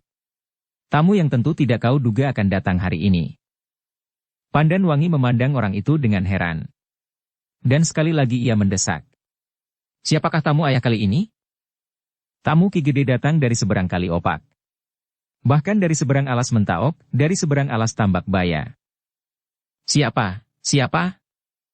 Dari seberang Candi Prambanan. Hi, kau pernah lihat candi itu? Candi yang sangat indah. Pandan Wangi tidak segera menangkap maksud para pengawal itu. Karena itu ia masih saja berdiri termangu-mangu. Sedang para pengawal itu masih saja tersenyum-senyum. Apakah kalian mendapat perintah dari ayah untuk menyusul aku? Tidak. Tidak, jawab para pengawal itu. Aku hanya melihat tamu-tamu itu, dan kebetulan aku melihat kau di sini. Siapakah sebenarnya tamu itu? Pandan Wangi menjadi jengkel. Tetapi para pengawal itu masih saja tersenyum-senyum. Sedangkan Pandan Wangi menjadi semakin jengkel karenanya, sehingga ia berkata, jika kalian tidak segera mengatakan siapa tamu itu, aku akan mengejutkan kuda kalian dan kalian akan dibawanya berlari sambil melonjak-lonjak. Jika ada di antara kalian yang terlempar karenanya, itu bukan salahku. Jangan. Jangan, para pengawal itu hampir berbareng menyahut. Jika demikian, sebut tamu itu. Tamu itu datang dari Sangkal Putung. Ki Demang sangkal putung bersama putranya yang gemuk itu. Kau sudah mengenalnya bukan? Sekilas terpancar kegembiraan di mata Pandan Wangi. Namun kemudian ia berusaha menghapus kesan itu dan berkata, aku tidak kenal mereka. Salah seorang pengawal itu pun menyahut. Kau tidak kenal mereka? Dua anak muda yang pernah berada di tanah perdikan ini pada saat tanah ini dibakar oleh api kedengkian dan iri hati? Cukup. Maaf, Pandan Wangi. Bukan maksudku mengingatkan pertentangan yang pernah terjadi. Tetapi aku ingin mengingatkan kau pada kedua anak-anak muda itu. Yang seorang gemuk namun tampan. Dengan wajah yang agak kekanak-kanakan. Sedang yang lain sedang dan agak lebih bersungguh-sungguh. Aku tidak ingat mereka lagi. Dan aku tidak sempat mengingatnya, lalu ia pun berpaling kepada anak muda yang diajaknya berburu. Marilah, apakah kau masih ingin berburu? Anak muda itu menjadi heran. Ia tidak mengerti perubahan sikap yang tiba-tiba saja. Karena itu ia tidak segera menjawab. Katakan, apa keinginanmu sekarang? Bertanya Pandan Wangi. Anak muda itu tidak mengerti maksud Pandan Wangi yang sebenarnya. Sekenanya saja ia menjawab. Apakah kita sebaiknya pulang saja? Pandan Wangi berdesah. Jika kita harus pulang, sama sekali bukan karena ada tamu itu. Tetapi karena kaulah yang ingin pulang. Anak muda itu menjadi semakin bingung, sedang para pengawal itu pun masih saja tersenyum-senyum. Pergilah. Jika kalian mempunyai kewajiban, lakukanlah. Jangan mengganggu aku lagi. Aku masih ingin berburu dan masih ingin berbuat apa saja sebelum aku pulang, dan kapan aku akan pulang tergantung kepadaku. Ada atau tidak ada tamu? Baiklah, jawab peronda itu sambil menganggukkan kepalanya. Lalu katanya, kami memang akan melanjutkan tugas kami mengelilingi daerah selatan ini sampai ke Kali Praga. Dan aku pun tidak mendapat perintah dari Ki Gede agar menjemputmu. Aku tidak tahu pembicaraan apakah yang sedang berlangsung, tetapi aku melihat wajah-wajah yang buram. Mula-mula Ki Gede akan memerintahkan adikmu sepupu untuk menjemputmu, tetapi tiba-tiba niat itu dibatalkan. Adikmu sepupu telah ada di regol ketika Ki Gede berteriak dengan nada yang tinggi. Wajah Pandan Wangi menegang. Lalu dengan cemas ia bertanya. Apa yang dikatakan ayah? Aku tidak tahu. Mungkin adikmu itu berbuat kesalahan, atau apapun. Tetapi Ki Gede agaknya marah sekali. Wajah Pandan Wangi menjadi semakin tegang. Dan tiba-tiba saja ia berkata. Aku akan pulang. Ki Gede tidak menunggu kau. Justru sebaiknya kau menunggu perintahnya. Sudah aku katakan. Terserah kepadaku. Apakah aku akan pulang atau tidak? Baik, baik. Pergi. Cepat pergi. Para peronda itu pun kemudian meninggalkan Pandan Wangi. Tetapi mereka masih saja tersenyum-senyum. Namun salah seorang dari mereka berkata, kau sudah keterlaluan. Bagaimana jika Pandan Wangi tergesa-gesa pulang dan bertanya tentang ceritamu itu kepada Prastawa? Tidak apa-apa. Prastawa akan menjadi kebingungan. Tetapi Pandan Wangi akan segera tahu bahwa kita berbohong. Dan besok jika kita bertemu dengan gadis itu, kita akan dilabraknya. Besok ia pasti sudah lupa. Anak yang gemuk itu akan sangat menarik perhatiannya. Tetapi jika ia masih ingat akan kelakarmu ini, terserahlah kepadamu. Mungkin kepalamu akan dikerabunya dengan ampas kelapa. Kawannya justru tertawa. Tetapi suara tertawanya terputus ketika ia mendengar derap kuda berlari kencang. Ketika ia berpaling dilihatnya Pandan Wangi dan tamunya itu berpacu pulang diikuti oleh beberapa orang pengiring. Tentu ia menyangka sesuatu telah terjadi. Ia pasti mengira bahwa terjadi perselisihan antara tamunya dan ayahnya tentang dirinya. Kawannya tersenyum. Lalu, kita memang harus berhati-hati besok, jika ia masih mengingatnya. Para pengawal itu melanjutkan perjalanan mereka. Namun mulailah mereka merasa cemas. Jika tiba-tiba saja Pandan Wangi berbuat sesuatu di rumahnya, siapakah yang harus bertanggung jawab? Dan hampir di luar sadarnya pengawal yang mencoba mengganggu Pandan Wangi itu berkata hampir kepada diri sendiri. Tetapi, jika Pandan Wangi langsung marah-marah di rumahnya dan berbuat di luar dugaan karena sifatnya yang keras, dan agak seperti seorang laki-laki itu, siapakah yang dapat dipersalahkan? Kawannya menudingnya. Kau memang kurang berhati-hati. Kau kurang menempatkan diri apabila kau berhasrat bergurau. Persoalan ini bagi Pandan Wangi bukan persoalan kecil. Sekian lamanya ia menunggu, tiba-tiba saja ia dihadapkan pada suatu persoalan yang tidak diinginkannya. Aku tidak mengatakan apa-apa tentang anak muda sangkal putung itu. Tetapi kau sengaja memberikan gambaran yang salah pada Pandan Wangi. Dan kau tidak mencegahnya. Sekarang kau menyalahkan aku pula. Kawannya tidak menjawab. Ia menjadi kasihan juga melihat wajah pengawal yang merasa terdorong terlampau jauh itu. Aku akan kembali. Mungkin sesuatu akan terjadi. Tetapi kawannya menggeleng. Kami sedang menjalankan tugas. Jika selama kita di perjalanan kembali terjadi sesuatu di sini, dosa kita akan bertambah-tambah. Bukankah kadang-kadang di daerah ini timbul sesuatu yang tidak dapat kita mengerti, yang sampai saat ini masih merupakan teka-teki? Meskipun kita mengetahuinya bahwa persoalan yang sebenarnya tidak terjadi di Menoreh, tetapi di daerah di seberang Kali Praga, namun sentuhan peristiwa itu di daerah Menoreh tidak dikehendaki oleh Ki Gede. Dan jika kita tidak bertindak tegas sejak permulaan, maka semakin lama persoalannya akan menjadi semakin sulit dipecahkan dan semakin sulit diatasi. Pengawal yang merasa menyesal atas kelakarnya yang berbahaya itu mengangguk-angguk. Tetapi ia masih berkata, "Aku menjadi gelisah sekarang." "Salahmu. Bagaimana jika aku kembali seorang diri, dan kalian meneruskan tugas kita?" "Terserah kepadamu."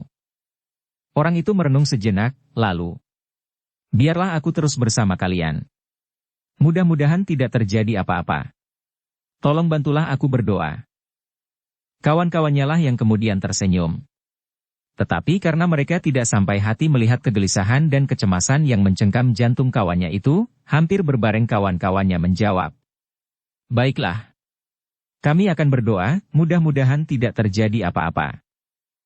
Pengawal yang sedang menyesal itu memandangi wajah kawan-kawannya berganti-ganti. Tetapi ia tidak mengatakan apa-apa lagi. Sementara itu, Pandan Wangi berpacu kembali ke induk tanah perdikan Menoreh. Tiba-tiba saja hatinya menjadi gelisah.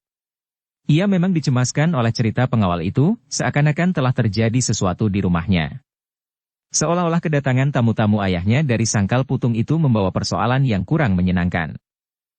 Karena itu, ia hampir tidak menghiraukan lagi anak muda yang berburu bersamanya, yang masih ada hubungan darah dengan keluarganya meskipun sudah agak jauh. "Pandan Wangi," anak muda itu memanggilnya. "Jangan terlalu cepat." Pandan Wangi tidak menghiraukannya. Ia masih saja berpacu lewat jalan berdebu. Beberapa orang petani yang melihat Pandan Wangi bergegas pulang itu mengerutkan keningnya. Namun seorang anak muda yang lewat di pematang berkata kepada petani itu, "Pandan Wangi tergesa-gesa pulang karena ada tamu di rumahnya." "Hi, apakah paman tidak melihat iring-iringan orang berkuda lewat jalan di sebelah utara itu? Mereka datang dari sangkal putung." Petani itu menggeleng. "Oh, jika paman melihatnya, paman tidak akan heran lagi. Tamu itu adalah anak muda yang beberapa saat yang lalu ada di tanah ini, ketika tanah ini dibakar oleh pertentangan antara Ki Argapati dan Ki Argajaya bersama Sidanti." Oh, petani itu mengangguk-angguk. "Bukankah paman ikut dalam pertempuran-pertempuran yang terjadi saat itu?" "Ya. Pertentangan itu kini sudah kita lupakan." "Tentu. Tetapi bahwa anak muda itu pernah di sini itulah yang aku ingat. Dan anak muda itu memang mempunyai persoalan tersendiri dengan Pandan Wangi." Petani itu tersenyum. Sambil mengangguk-anggukkan kepalanya ia berkata, "Pantas Pandan Wangi tidak sabar lagi." Dan ketika petani itu mengangkat wajahnya, dilihatnya debu yang meloncat ke udara dilemparkan oleh kaki-kaki kuda yang berlari kencang. Di regol padukuhan induk, Pandan Wangi mengurangi kecepatan derap kudanya. Bahkan sejenak ia menjadi ragu-ragu. Apakah ia akan langsung pulang ke rumahnya atau akan singgah dahulu dimanapun juga untuk mengetahui keadaan di rumahnya? Apakah benar tamu-tamunya itu datang dari sangkal putung, atau pengawal itu keliru menjawabnya? Pandan Wangi mengerutkan keningnya ketika seorang anak muda di regol padukuhannya tertawa tanpa alasan sambil memandanginya. "Hi, kenapa kau tertawa?" bertanya Pandan Wangi. "Tidak apa-apa. Tetapi pulanglah. Ada tamu yang membawa oleh-oleh yang sangat menarik." Pandan Wangi mengerutkan keningnya. Ia sadar bahwa anak muda itu sengaja mengganggunya.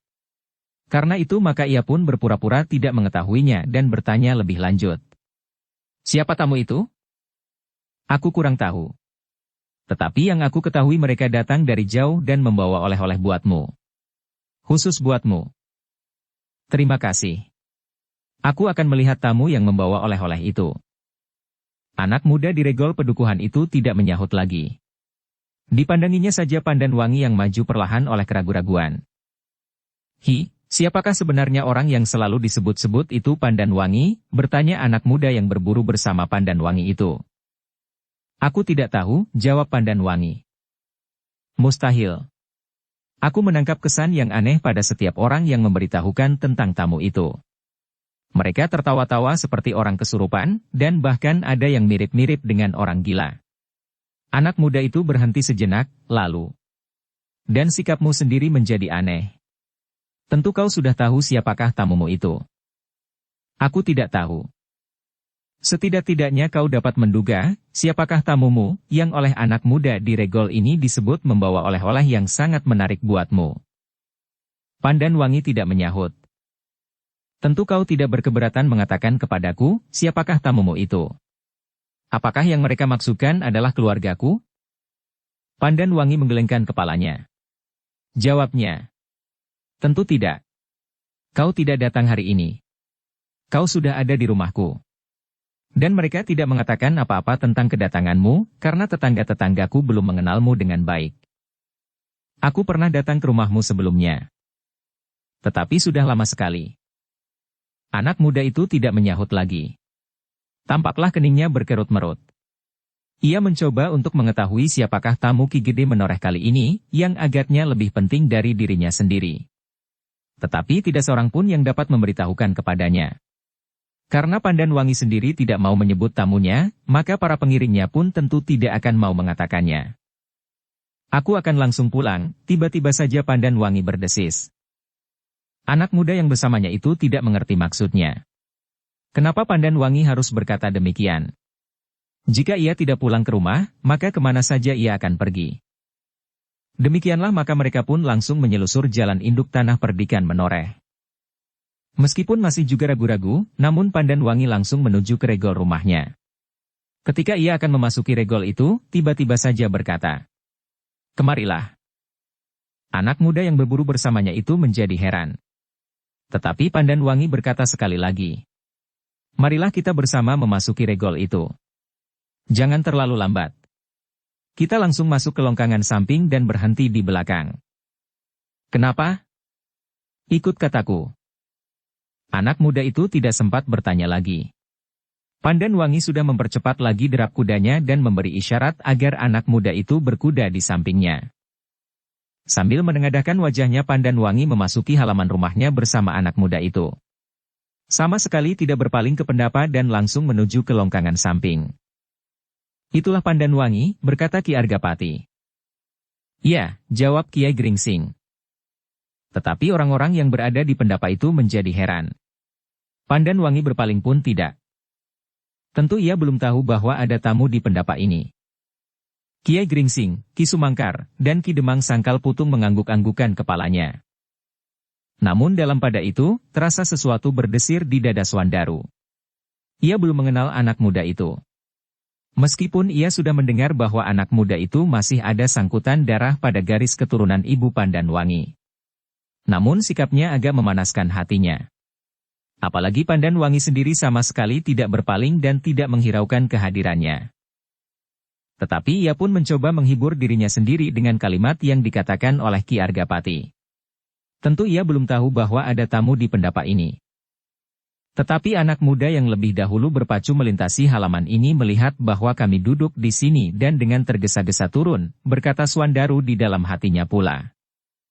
Tidak ada yang dapat dimintainya pertimbangan. Agung Sedayu tentu hanya akan mengganggunya saja. Namun dalam pada itu, Agung Sedayu pun menjadi heran melihat sikap Pandan Wangi. Apakah mungkin Pandan Wangi tidak melihat tamu-tamu yang ada di pendapa ini atau ia memang mengalami perubahan selama ini? Namun sikap itu memang menimbulkan berbagai pertanyaan di hati anak-anak muda yang sedang duduk di pendapa itu bersama Ki Gede Menoreh. Dalam pada itu Pandanwangi yang terus saja membawa kudanya ke longkangan langsung pergi ke belakang rumahnya. Dengan tenangnya ia meloncat turun dan menambatkan kudanya pada sebatang pohon. Tanpa menghiraukan apapun juga, maka Pandanwangi pun langsung masuk ke bagian belakang rumahnya itu. Anak muda yang pergi berburu bersamanya itu pun mengikutinya saja. Ia sama sekali tidak mengerti maksud Pandanwangi. Sedang ia masih belum mendapat kesempatan untuk bertanya lebih lanjut. Di bagian belakang dari rumahnya itu Pandanwangi bertemu dengan adik sepupunya, dan langsung saja ia bertanya. "Kenapa ayah marah?" Prastawa memandang Pandanwangi dengan heran. Tetapi sebelum ia menjawab Pandanwangi mendesaknya. "Kenapa? Apakah tamu-tamu di pendapa itu membawa berita buruk atau penghinaan terhadap kita di sini?" "Aku tidak mengerti." Prastawa terheran-heran. "Kenapa ayah marah? Kenapa?" Paman Argapati sama sekali tidak marah. "Hi?" Pandanwangi mengerutkan keningnya, lalu. "Tetapi kenapa kau dipanggilnya setelah kau sampai di regol halaman pada saat kau akan memanggil aku pulang?" "Aku tidak mengerti. Aku tidak akan memanggil kau pulang. Kami di sini mengetahui bahwa kau tidak akan berburu terlalu lama. Karena itu, kami sama sekali tidak bermaksud memanggil kau pulang." Pandanwangi menjadi agak bingung. Tetapi ia masih mendesaknya. "Aku tidak peduli, tetapi kenapa ayah marah dan pembicaraan antara ayah dan tamu-tamu di pendapa itu tidak berlangsung dengan baik?" "Tidak ada yang marah. Mereka berbicara dengan baik. Ketika kami menghidangkan makanan dan minuman, semuanya tertawa-tawa dengan cerah. Tidak ada apa-apa. Sungguh, tidak ada apa-apa dengan tamu-tamu itu." "Jadi, kau tidak dipanggil ayah ketika kau akan memanggil aku pulang?" "Aku tidak akan memanggil kau pulang." Pandanwangi termangu-mangu sejenak. Dicobanya mengingat wajah para pengawal itu. Dan tiba-tiba ia menggeram. "Gila, mereka pasti membohongi aku. Mereka sengaja menggangguku. Awas, jika besok aku bertemu lagi, aku pilin telinganya sampai putus. Jika tidak ada orang gila itu, aku tentu masih belum pulang saat ini." Prastawa memandang Pandanwangi dengan heran. Lalu ia pun bertanya. "Apakah sebenarnya yang telah terjadi?" "Tidak apa-apa. Tidak apa-apa." Pandanwangi pun kemudian membanting dirinya duduk di atas sebuah amben bambu. Dipandanginya adik sepupunya itu sejenak namun kemudian ia menarik nafas dalam-dalam, menyesali ketergesa-gesaannya. Bahkan kemudian ia berkata di dalam hati. "Tentu orang-orang menyangka bahwa aku tergesa-gesa pulang karena tamu-tamu itu." Dalam pada itu, anak muda yang pergi berburu bersamanya menjadi sangat heran akan tingkah laku Pandanwangi. Karena itu, setelah Pandanwangi agak tenang dan duduk di amben bambu ia mencoba bertanya. "Pandanwangi, apakah yang sebenarnya telah terjadi?" Pandanwangi memandanginya sejenak, lalu. "Tidak ada apa-apa yang terjadi. Tetapi tampaknya kau menjadi bingung." Pandanwangi mengangguk kecil, lalu. "Ya, aku menjadi bingung karena para pengawal itu telah memperolok-olokkan aku. Awas, jika aku bertemu mereka besok." Anak muda itu masih tetap tidak mengerti. Dan tanpa disadarinya ia telah bertanya. "Siapakah tamu-tamu itu, Pandanwangi?" Pandanwangi memandang anak muda itu sejenak, lalu. "Bertanyalah kepada Prastawa." Anak muda itu mengerutkan keningnya. Sambil menganggukkan kepalanya ia meninggalkan Pandanwangi dan mendekati Prastawa yang masih juga heran melihat sikap Pandanwangi. "Siapakah tamu-tamu itu?" Prastawa ragu-ragu sejenak. Kemudian jawabnya. "Bertanyalah kepada Pandanwangi." "Hi," anak muda itu menjadi termangu-mangu pula. Katanya. "Apakah sebenarnya yang telah terjadi? Dan siapakah sebenarnya orang di pendapa itu?" "Aku bertanya kepada Pandanwangi, disuruhnya aku bertanya kepadamu. Sekarang aku bertanya kepadamu, kau suruh aku bertanya kepada Pandanwangi." "Oh, apakah Pandanwangi menyuruhmu bertanya kepadaku?" "Ya." Prastawa masih ragu-ragu. Namun kemudian ia menjawab. "Mereka datang dari seberang alas Tambak Baya, bahkan dari seberang Candi Prambanan." "Jauh?" "Ya. Cukup jauh." Salah seorang dari mereka adalah Demang di Sangkal Putung. Demang di Sangkal Putung, anak muda itu mengulangi.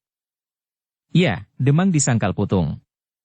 Sedang anak-anak muda yang ada di antara mereka adalah anak-anak muda yang pernah tinggal di rumah ini. Tinggal di rumah ini? Kenapa? Prastawa menjadi berdebar-debar mendengar pertanyaan itu. Peristiwa yang pernah terjadi di atas tanah perdikan menoreh merupakan goresan yang tajam di hatinya. Ia ingin melupakannya sama sekali. Karena itu, maka ia tidak dapat menjawab sebenarnya. Katanya, mereka berada di sini untuk beberapa lamanya. Mereka adalah perantau yang berkeliling dari satu daerah ke daerah lain tanpa tujuan. Perantau? Apakah mereka tidak mempunyai tempat tinggal untuk menetap? Prastawa tidak segera menyahut. Dipandanginya anak muda itu sejenak, seakan-akan ingin mengetahui alasan pertanyaan-pertanyaannya itu. Dan anak muda itu mendesaknya. Jadi mereka tidak mempunyai rumah? Prastawa menarik nafas dalam-dalam. Katanya, tentu. Sudah aku katakan, mereka berasal dari Sangkal Putung. Mereka merantau karena panggilan hatinya, bukan karena mereka tidak mempunyai tempat tinggal. Yang seorang dari mereka itu adalah Demang Sangkal Putung dan sudah barang tentu Ki Demang itu bukan perantau seperti yang lain, karena ia mempunyai tugas tertentu di rumahnya. Anak muda itu mengangguk-anggukkan kepalanya. Tetapi ia masih bertanya lagi. Kenapa mereka datang kemari? Mereka adalah sahabat-sahabat Ki Gede. Dan anak-anak muda yang ada di antara mereka adalah sahabat anak-anak muda menoreh. Sahabat anak-anak muda menoreh. Bagaimana mungkin? Cerita panjang sekali. Tetapi yang penting kau ketahui adalah bahwa anak muda yang gemuk itu adalah putra Ki Demang di Sangka Putung. Tentu mereka mempunyai kepentingan khusus karena mereka datang dari jarak yang jauh.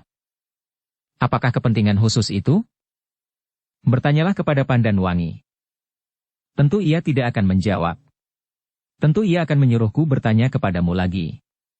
Ternyata kalian memperolok-olokkan aku sehingga aku menjadi bingung. Semua orang merasa dirinya diperolok-olokkan. Aku tidak tahu bagaimana aku harus melayani kalian. Sudahlah. Nanti kalian akan tahu juga apa kepentingan mereka datang kemari. Anak muda itu tidak bertanya lagi. Sebenarnya ia memang ingin bertanya kepada Pandan Wangi. Tetapi ketika ia berpaling, dilihatnya Pandan Wangi sudah berdiri dan melangkah masuk ke ruang dalam, dan langsung ke dalam biliknya. Setelah menutup pintu rapat-rapat, maka Pandan Wangi pun merebahkan dirinya di pembaringan. Bagaimanapun juga ia tidak dapat mengingkari perasaan yang sebenarnya bergejolak di dalam hatinya. Sudah terlalu lama ia menunggu. Bahkan hampir saja ia menjadi berputus asa. Seakan-akan ia sedang menunggu terbitnya bulan di musim hujan. Setiap kali ia menengadahkan wajahnya, maka langit selalu gelap disaput oleh hawa yang kelabu. Namun tiba-tiba saja kini yang ditunggunya itu datang. Apakah mereka datang untuk memenuhi upacara seperti yang lazim, melamar dengan resmi atau justru sebaliknya? Pertanyaan itu masih juga mengganggunya. Untuk menenangkan dirinya sendiri, Pandan Wangi berkata di dalam hati.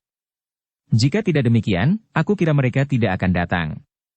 Sejauh-jauhnya mereka akan menyuruh seseorang untuk menyampaikannya kepada ayah. Terasa sesuatu bergejolak di dalam hati Pandan Wangi. Ia tidak tahu pasti, apakah yang sebenarnya sedang dihadapi. Tetapi harapan yang selama ini rasa-rasanya menjadi semakin pudar itu pun tumbuh kembali. Di luar sadarnya Pandan Wangi pun kemudian bangkit perlahan-lahan. Diamat-amatinya jari-jari tangannya yang lentik tetapi tidak sehalus tangan gadis pingitan, karena tangannya itu sering tersentuh tangkai pedang atau menggenggam busur dan anak panah, kadang-kadang memegangi kendali kuda. Pandan Wangi menarik nafas dalam-dalam. Sekali dua kali ayahnya sudah harus menolak lamaran yang datang dari orang-orang penting di Menoreh, bahkan dari daerah tetangga. Agaknya ayahnya pun masih juga menunggu karena ia sudah pernah membicarakannya dengan Kiai Gringsing, apalagi Ki Argapati mengetahui bahwa agaknya anaknya telah bersetuju di dalam hati. Perlahan-lahan Pandan Wangi itu pun kemudian mengambil pakaiannya yang disimpannya di geledek bambu. Seperti di luar kehendaknya sendiri, maka dilepaskannya pakaian berburunya. Dikenakannya pakaiannya yang lain, pakaian seorang gadis. Bahkan dibenahinya rambutnya yang kusut dan disaputnya wajahnya dengan kain yang dibasahinya dengan air kendi. Pandan Wangi menarik nafas dalam-dalam. Namun tiba-tiba ia menyembunyikan wajahnya di balik kedua telapak tangannya. Ia menjadi malu kepada diri sendiri. Seakan-akan berpuluh-puluh pasang mata sedang memandanginya. Memandang seorang gadis yang sedang dibayangi oleh angan-angannya sendiri. Dengan tergesa-gesa, Pandan Wangi duduk di pembaringannya. Kepalanya masih saja menunduk dalam-dalam. Gadis itu mengangkat wajahnya ketika ia mendengar suara gelak di pendapa. Agaknya ayahnya dan tamu-tamunya sedang membicarakan kenangan yang menggelikan pada saat tamu-tamunya itu berada di tanah perdikan ini. Pandan Wangi pun tanpa disadarinya telah tersenyum pula meskipun ia tidak tahu apa yang sedang mereka bicarakan. Ternyata ayah sama sekali tidak marah, ia berkata kepada diri sendiri. Pandan Wangi terkejut ketika ia mendengar pintunya diketuk dari luar. Dengan tergesa-gesa ia berdiri dan melangkah membukanya. Ada apa, Prastawa? Ia bertanya kepada saudara sepupunya itu. Sudah waktunya menghidangkan makan, Pandan Wangi. Bukankah sudah dihidangkan? Belum. Baru minum dan makanan. Belum makan. Baru saja nasi masak. Pandan Wangi menganggukkan kepalanya. Namun tiba-tiba saja memberengut. Katanya. Bukankah ada pelayan yang dapat menghidangkan suguhan itu? Biarlah mereka membawanya ke pendapa. Prastawa termangu-mangu sejenak. Itu sama sekali bukan kebiasaan Pandan Wangi. Jika ada tamu yang khusus, biasanya Pandan Wangi sendirilah yang mengantarkan suguhan itu ke pendapa. Seperti saat-saat yang lewat, untuk tamu-tamu yang masih ada hubungan keluarga, atau tamu-tamu ayahnya yang terdekat, Pandan Wangi tidak membiarkan orang lain membawakannya. Tetapi kini justru tamu yang datang dari jauh, dan seperti yang sudah didengar oleh Prastawa, hubungan yang pernah terjalin antara Swandaru dan Pandan Wangi menolak membawakannya kepada mereka. Hi. Kenapa kau diam saja dan seperti membeku di situ? Bertanya Pandan Wangi kepada anak muda yang kebingungan itu.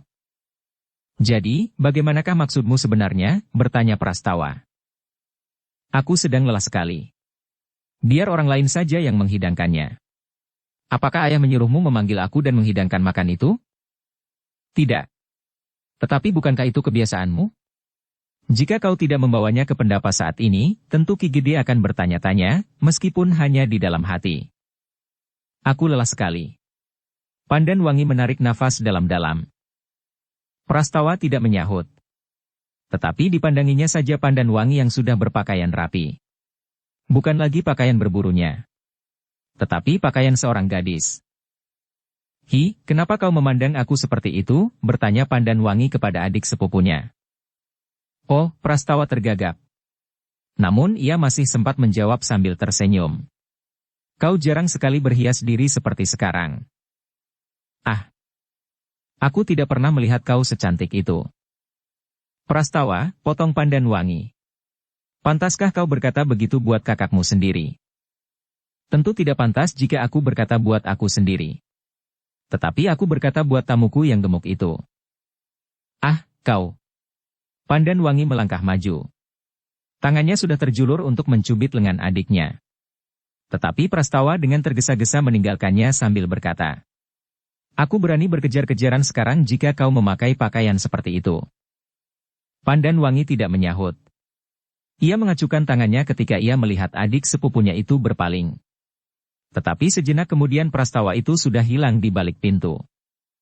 Prastawa terkejut ketika hampir saja ia melanggar anak muda yang mengikuti Pandan Wangi berburu. Sambil mengerutkan keningnya ia berkata, ah kau.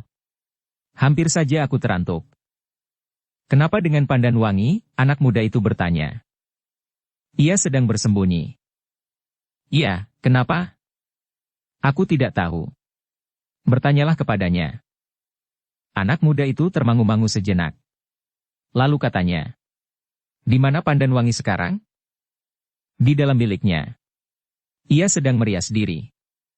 Merias diri? Kenapa? Aku tidak tahu, bertanyalah.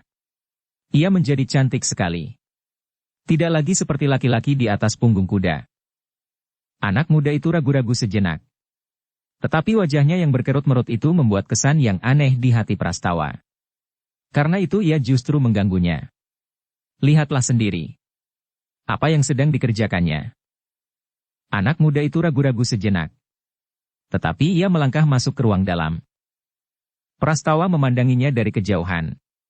Tetapi ketika ia melihat anak muda itu mengayunkan tangannya mengetuk pintu bilik pandan wangi yang tertutup, hatinya berdesir. Dengan serta-merta ia berdesis sambil memberikan isyarat agar niat itu diurungkan. Tetapi ia terlambat. Tangan itu sudah mengetuk pintu. Bodoh sekali, desis Prastawa. Perlahan-lahan pintu bilik itu terbuka. Pandan wangi terkejut ketika dilihatnya anak muda itu berdiri di muka pintu. Hi, kenapa kau mengetuk pintu? Anak muda itu menggelengkan kepalanya. Katanya, tidak apa-apa. Aku hanya ingin mengetahui apa yang sedang kau kerjakan. Menurut Prastawa, kau sedang berhias. Dan kau menjadi sangat cantik, tidak seperti seorang laki-laki di atas punggung kuda. Tetapi kau benar-benar menjadi seorang gadis. Ah! Pandan wangi mengerutkan keningnya. Wajahnya menjadi kemerah-merahan.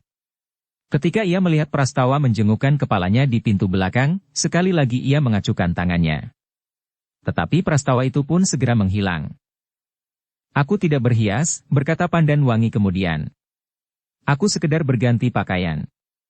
Jika ayah memanggilku dan menyuruh aku membawa hidangan ke pendapa, aku sudah berpakaian rapi.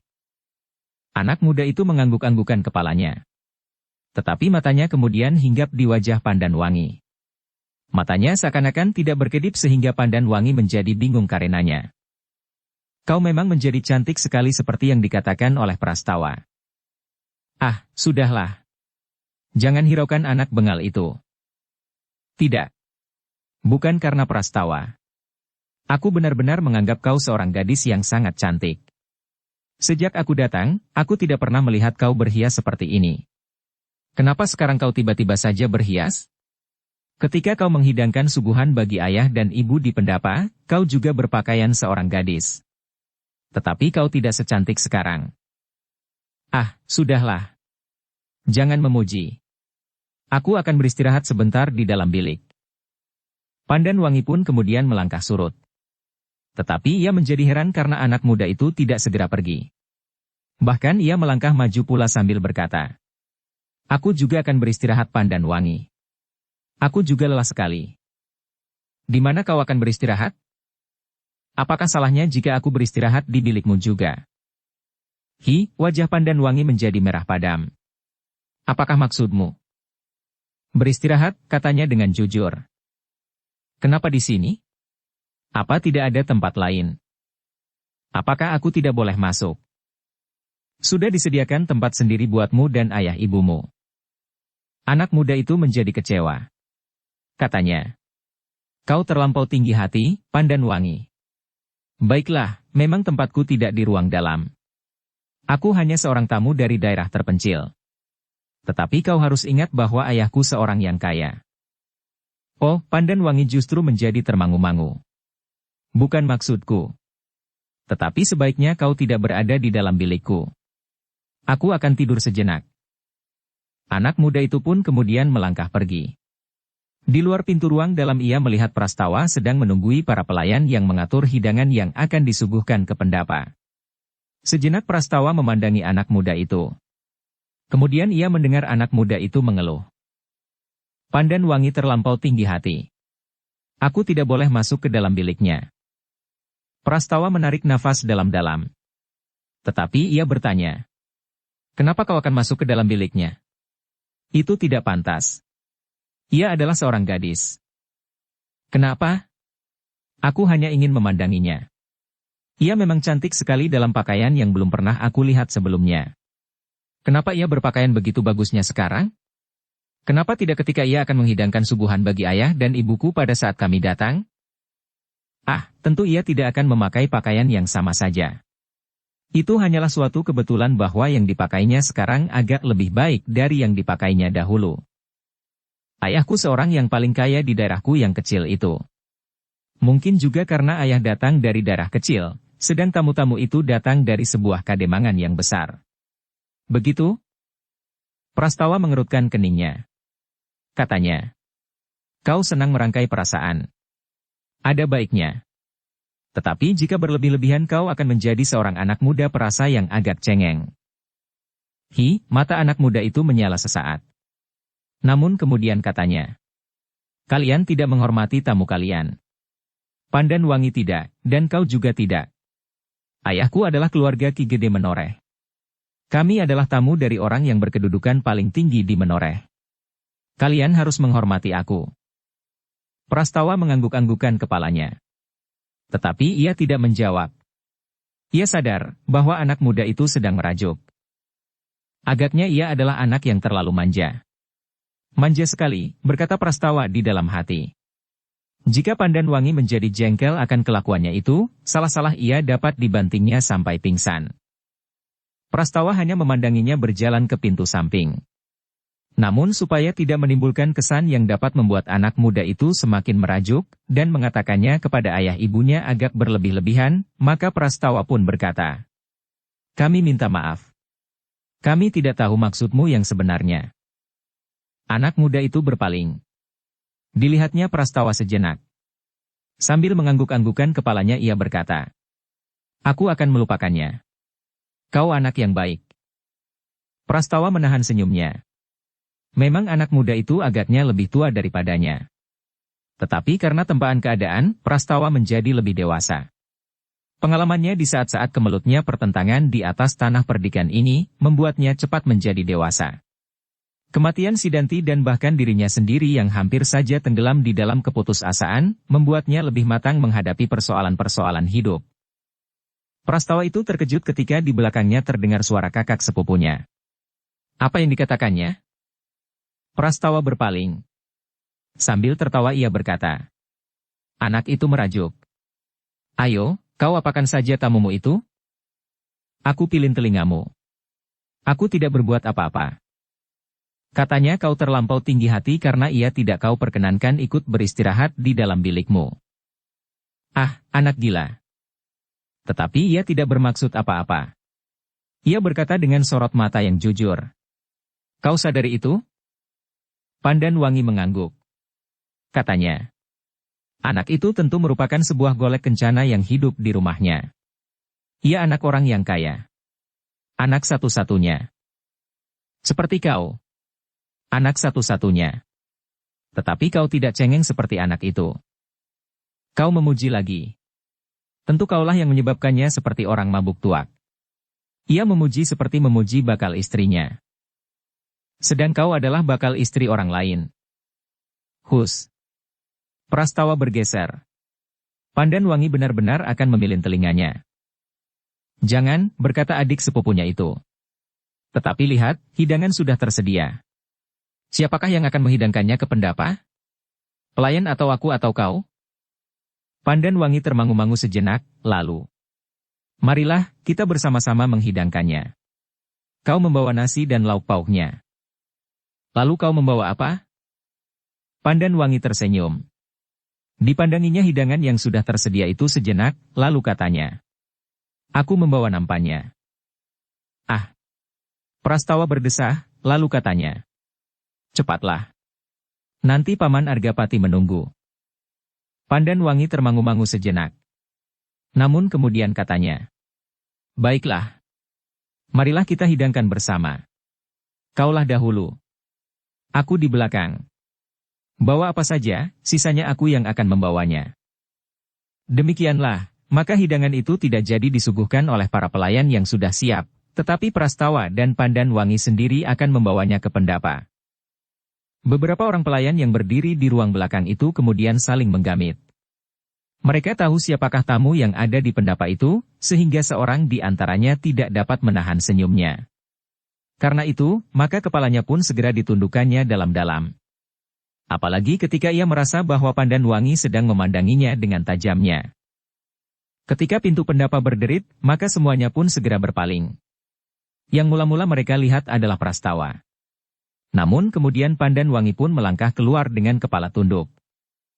Berbeda dengan kebiasaannya, bahwa ia dapat dengan cekatan menghidangkan suguhan bagi tamu-tamu ayahnya, maka kali ini Pandan Wangi menjadi gemetar.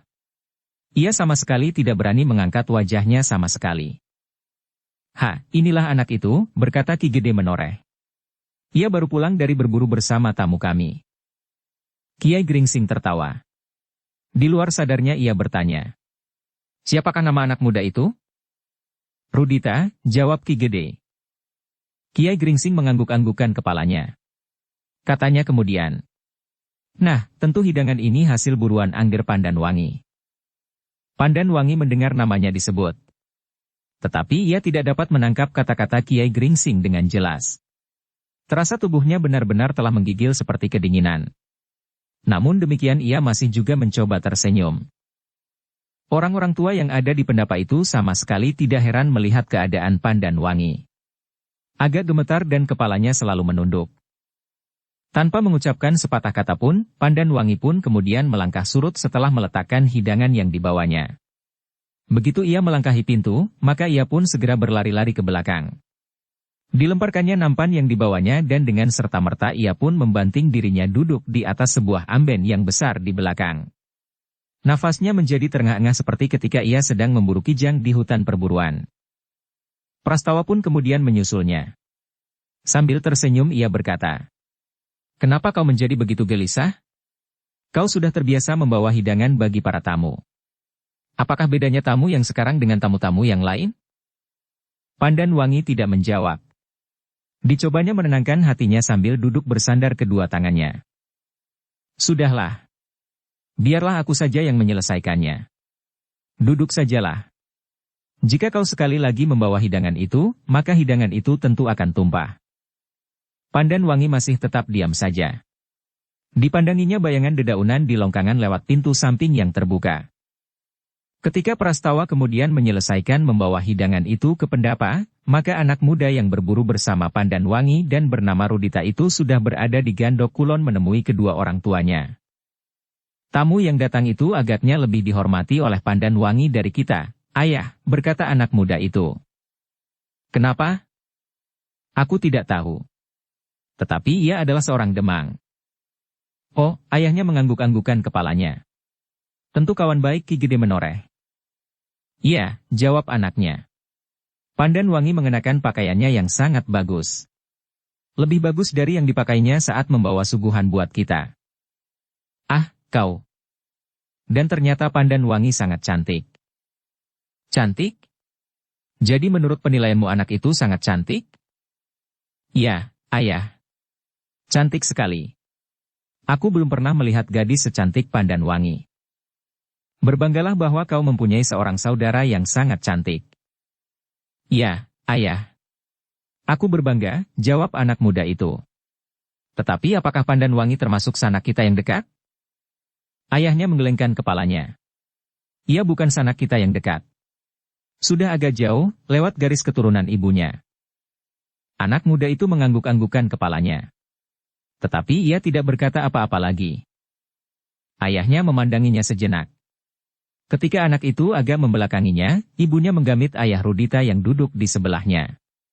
Keduanya saling berpandangan sejenak, dan ayah Rudita itu pun tersenyum. Istrinya menarik nafas dalam-dalam. Tetapi mereka tidak berbicara apapun juga.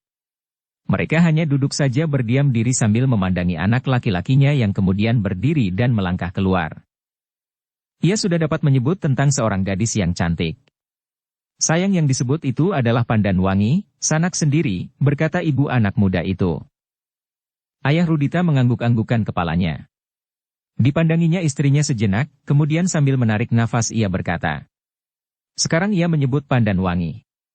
Tetapi dengan demikian perhatiannya kepada perempuan mulai bangkit. "Aku berharap bahwa selain Pandanwangi ada pula perempuan cantik menurut anggapannya nanti." "Bagaimana jika tidak?" bertanya istrinya. "Maksudmu? Jika tidak ada perempuan lain yang menarik selain Pandanwangi?" "Ah, tentu tidak. Ia tahu bahwa Pandanwangi adalah sanak sendiri." Istrinya mengangguk-anggukkan kepalanya. Meskipun demikian ia bergumam seperti kepada diri sendiri. Mereka bukan sanak yang dekat. Ayah Rudita mengangguk-anggukkan kepalanya pula tanpa disadarinya. Namun sesaat kemudian ayahnya itu mengerutkan keningnya dan berkata, "Tetapi siapakah tamu Ki Gede di pendapa itu?" Istrinya menggeleng-gelengkan kepalanya. "Orang itu tentu sangat dihormati oleh Ki Gede. Jika tidak, meskipun ia seorang Demang, maka ia tidak akan mendapat pelayanan yang begitu baik dan sambutan yang sangat hangat." Istrinya masih berdiam diri. Aku ingin memperkenalkan diri, berkata ayah Rudita. Sekarang? Tentu tidak. Tetapi agaknya mereka akan bermalam di sini pula. Kesempatan masih panjang. Tetapi belum lagi ia selesai berbicara, dilihatnya Prastawa datang kepadanya sambil berkata, Paman, Ki Gede mempersilahkan Paman makan bersama tamu-tamu yang datang dari Sangkal Putung itu. Oh, ayah Rudita itu mengerutkan keningnya. Dan Paman sekarang dipersilahkan ke pendapa bersama Bibi. Keduanya saling berpandangan sejenak, lalu. Baiklah. Kami akan datang. Kami akan membenahi pakaian kami sebentar. Demikianlah maka kedua suami istri itu pun kemudian diperkenalkan dengan tamu-tamu Ki Gede yang datang dari Sangkal Putung itu. Namun mereka masih belum tahu maksud tamu-tamu yang datang dari Sangkal Putung itu. Mereka hanya mendapat keterangan dari Ki Gede bahwa tamu-tamunya adalah sahabat-sahabatnya yang sudah lama tidak datang. Apalagi tamu-tamu itu sendiri memang belum mengatakan sesuatu tentang Suandaru, karena dirasa waktunya belum tepat. Setelah makan, maka tamu-tamu itu pun dipersilahkannya untuk beristirahat. Ayah dan Ibu Rudita berada di Gandok Kulon, sedang tamu-tamu dari Sangkal Putung itu dipersilahkan beristirahat di Gandok Wetan. Dalam pada itu, selagi orang-orang tua beristirahat dan berbicara di antara mereka, maka Suandaru dan Agung Sedayu duduk di serambi Gandok. Sejenak mereka saling berdiam diri memandang halaman rumah yang sudah berubah itu. Suasananya benar-benar telah jauh berbeda. Halaman rumah itu kini ditanami dengan pohon bunga-bunga di pinggir-pinggir pagar batu. Sebatang bunga soka putih, seolah-olah tidak berdaun lagi karena bunganya yang sedang berkembang. Sedang di sudut halaman itu kini tumbuh sebatang bunga kemuning. Keduanya berpaling ketika mereka mendengar langkah mendekatinya. Ternyata yang datang itu adalah Prastawa. Agung Sedayu dan Suandaru bergeser sedikit untuk memberikan tempat kepada anak muda itu, yang sambil tersenyum kemudian Prastawa pun duduk pula di antara mereka. Sama sekali tidak ada lagi kesan permusuhan di antara mereka seperti juga pada Pandanwangi dan adik sepupunya itu. Prastawa mencoba memperbaiki keadaannya dengan berbuat sebaik-baiknya, meskipun kadang-kadang hatinya masih juga merasa pedih. Sejenak mereka berbicara tentang keadaan masing-masing. Meskipun mereka masih juga tetap berhati-hati agar pembicaraan mereka sama sekali tidak menyentuh persoalan yang dapat mengungkat hubungan di masa lalu itu. Selagi mereka dengan asyiknya berbicara, di halaman melintas seorang anak muda yang pergi berburu bersama Pandanwangi. Sejenak anak muda itu berpaling memandang Prastawa, namun ia pun kemudian melangkah terus meninggalkan halaman, masuk ke longkangan Gandok Kulon. Siapakah anak muda itu? Bertanya Suandaru. Rudita, jawab Prastawa. Ia adalah kadang yang sudah agak jauh dari kakak Pandanwangi dari garis ibunya. Oh, Suandaru mengangguk-anggukan kepalanya. Lalu, apakah ia sudah lama berada di sini? Tidak. Ia datang bersama ayah dan ibunya 2 hari yang lalu. Sudah lama mereka tidak berkunjung kemari. Agar hubungan persaudaraan itu tidak terputus, mereka memerlukan mengunjungi Ki Gede di sini.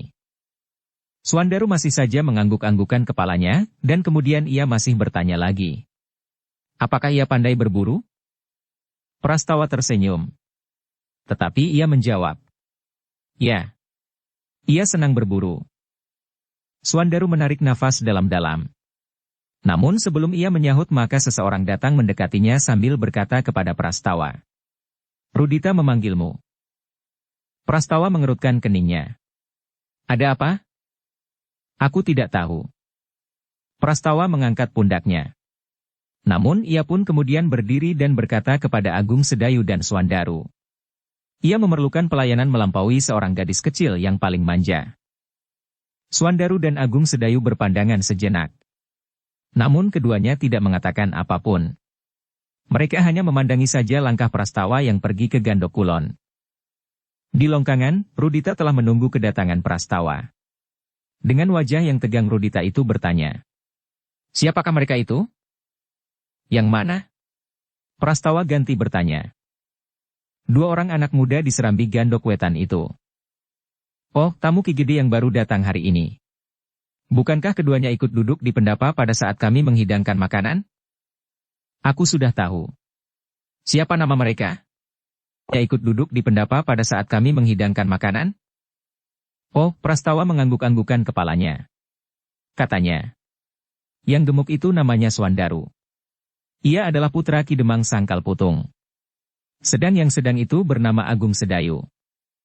Rudita mengangguk-anggukan kepalanya. Namun ia masih bertanya. Kenapa mereka datang kemari? Apakah mereka masih kadang Ki Gede? Prastawa menggeleng. Bukan. Bukan sanak, bukan kadang.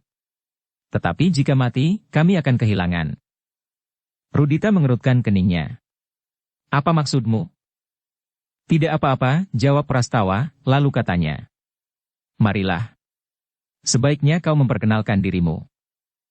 Bukan aku. Merekalah yang harus datang memperkenalkan diri kepadaku. Aku adalah kadang Ki Gede Menoreh. Ayahku meskipun bukan Demang, tetapi ia adalah orang yang terpandang, karena ayahku lebih kaya dari Demang di tempuran. Prastawa mengerutkan dahinya. Jawabnya kemudian. Mereka tentu tidak akan berani berbuat demikian, karena mereka merasa diri mereka kecil. Rudita merenung sejenak, lalu katanya. Jadi bagaimana sebaiknya? Kaulah yang datang kepadanya. Mereka akan menyambut dengan senang hati. Sekali lagi Rudita merenung. Namun kemudian katanya. Baik, aku akan datang kepadanya. Tetapi jika mereka ternyata menyombongkan diri, aku pilin lehernya sampai patah. Kau dan kedua anak-anak muda itu harus mengerti bahwa aku adalah murid Kiai Kuda Prakosa. Prastawa menarik nafas dalam-dalam. Tetapi ia menjadi berdebar-debar juga. Agaknya anak muda yang manja ini mempunyai bekal dalam olah kanuragan pula. Bahkan ia telah menyebut pula nama gurunya. Tetapi nama itu belum pernah dikenalnya. Hi, kenapa kau diam saja? Kau tidak usah takut mendengar nama guruku. Aku tidak akan berbuat apa-apa kepadamu. Juga kepada kedua anak-anak muda itu pun aku tidak akan berbuat apa-apa jika mereka menghormati aku seperti seharusnya. Aku akan mengatakannya. Dan mereka tentu akan menghormatimu. Baiklah jika demikian. Tetapi sekali lagi aku peringatkan, jangan mempermainkan aku. Kau pun jangan mempermainkan aku. Tidak, tentu aku tidak berani mempermainkan kau, berkata Prastawa. Marilah, ajak Rudita. Tunggulah di sini. Aku akan mempersiapkan kedua anak-anak muda itu agar mereka mengetahui siapakah kau sebenarnya sebelum kau memperkenalkan diri. Rudita mengangguk-anggukan kepalanya, lalu katanya. Baik. Pergilah. Prastawa pun kemudian berlalu. Hampir saja ia yang masih sangat muda itu tidak dapat menahan tawanya. Di dalam kemelutnya api peperangan, ia sudah berani memegang pedang di medan pertempuran yang paling ganas sekalipun. Namun menghadapi anak muda yang terlalu cengeng, ia masih juga dapat menahan diri untuk tidak menyakiti hatinya. Apalagi Prastawa tahu bahwa anak itu adalah kadang Pandan Wangi dari saluran darah ibunya, sedang ia bersumber dari saluran darah ayahnya. Anak muda yang cepat menjadi dewasa berpikir karena tempaan keadaan itu tidak mau memberikan kesan yang kurang baik kepada tamunya itu. Tetapi bagaimanakah jika sikapnya kemudian menjadi berlebih-lebihan, ia bertanya kepada diri sendiri di dalam hatinya. Namun kemudian dijawabnya sendiri. Biarlah Pandan Wangi sendiri mengurusnya. Agar tidak menimbulkan persoalan, maka Prastawa pun kemudian berkata berterus terang kepada Agung Sedayu dan Swandaru tentang anak muda yang bernama Rudita itu. Sekali-sekali anak semacam itu perlu diperkenalkan dengan kehidupan yang sewajarnya, berkata Swandaru. Ah, kau, potong Agung Sedayu. Itu bukan urusanmu. Biarlah ayahnya membenturkannya kepada kenyataan hidup yang pahit dan keras. Biarlah kita menghindarkan diri dari persoalan-persoalan yang dapat timbul. Apakah ruginya jika kita berbuat demikian dan karena itu dapat menyenangkan hati orang lain? Kau tidak pernah berusaha menyenangkan hatiku, sahut Swandaru. Apa? Kau sangka aku tidak sedang menyenangkan hatimu sekarang, sehingga aku terlunta-lunta sampai ke tempat ini. Prastawalah yang tersenyum. Katanya. Tentu. Kita semua sedang menyenangkan hati Swandaru. Semakin senang ia akan menjadi semakin gemuk. Swandaru menarik nafas dalam-dalam. Katanya. Terima kasih Kisanak, terima kasih. Prastawa justru menjadi tertawa karenanya. Dipandanginya wajah Swandaru yang bulat itu. Lalu katanya. Ingat, kita akan bermain-main dengan sebatang ranting yang kering. Jika kita salah raba, ranting itu akan patah. Agung Sedayu dan Swandaru tidak menyahut.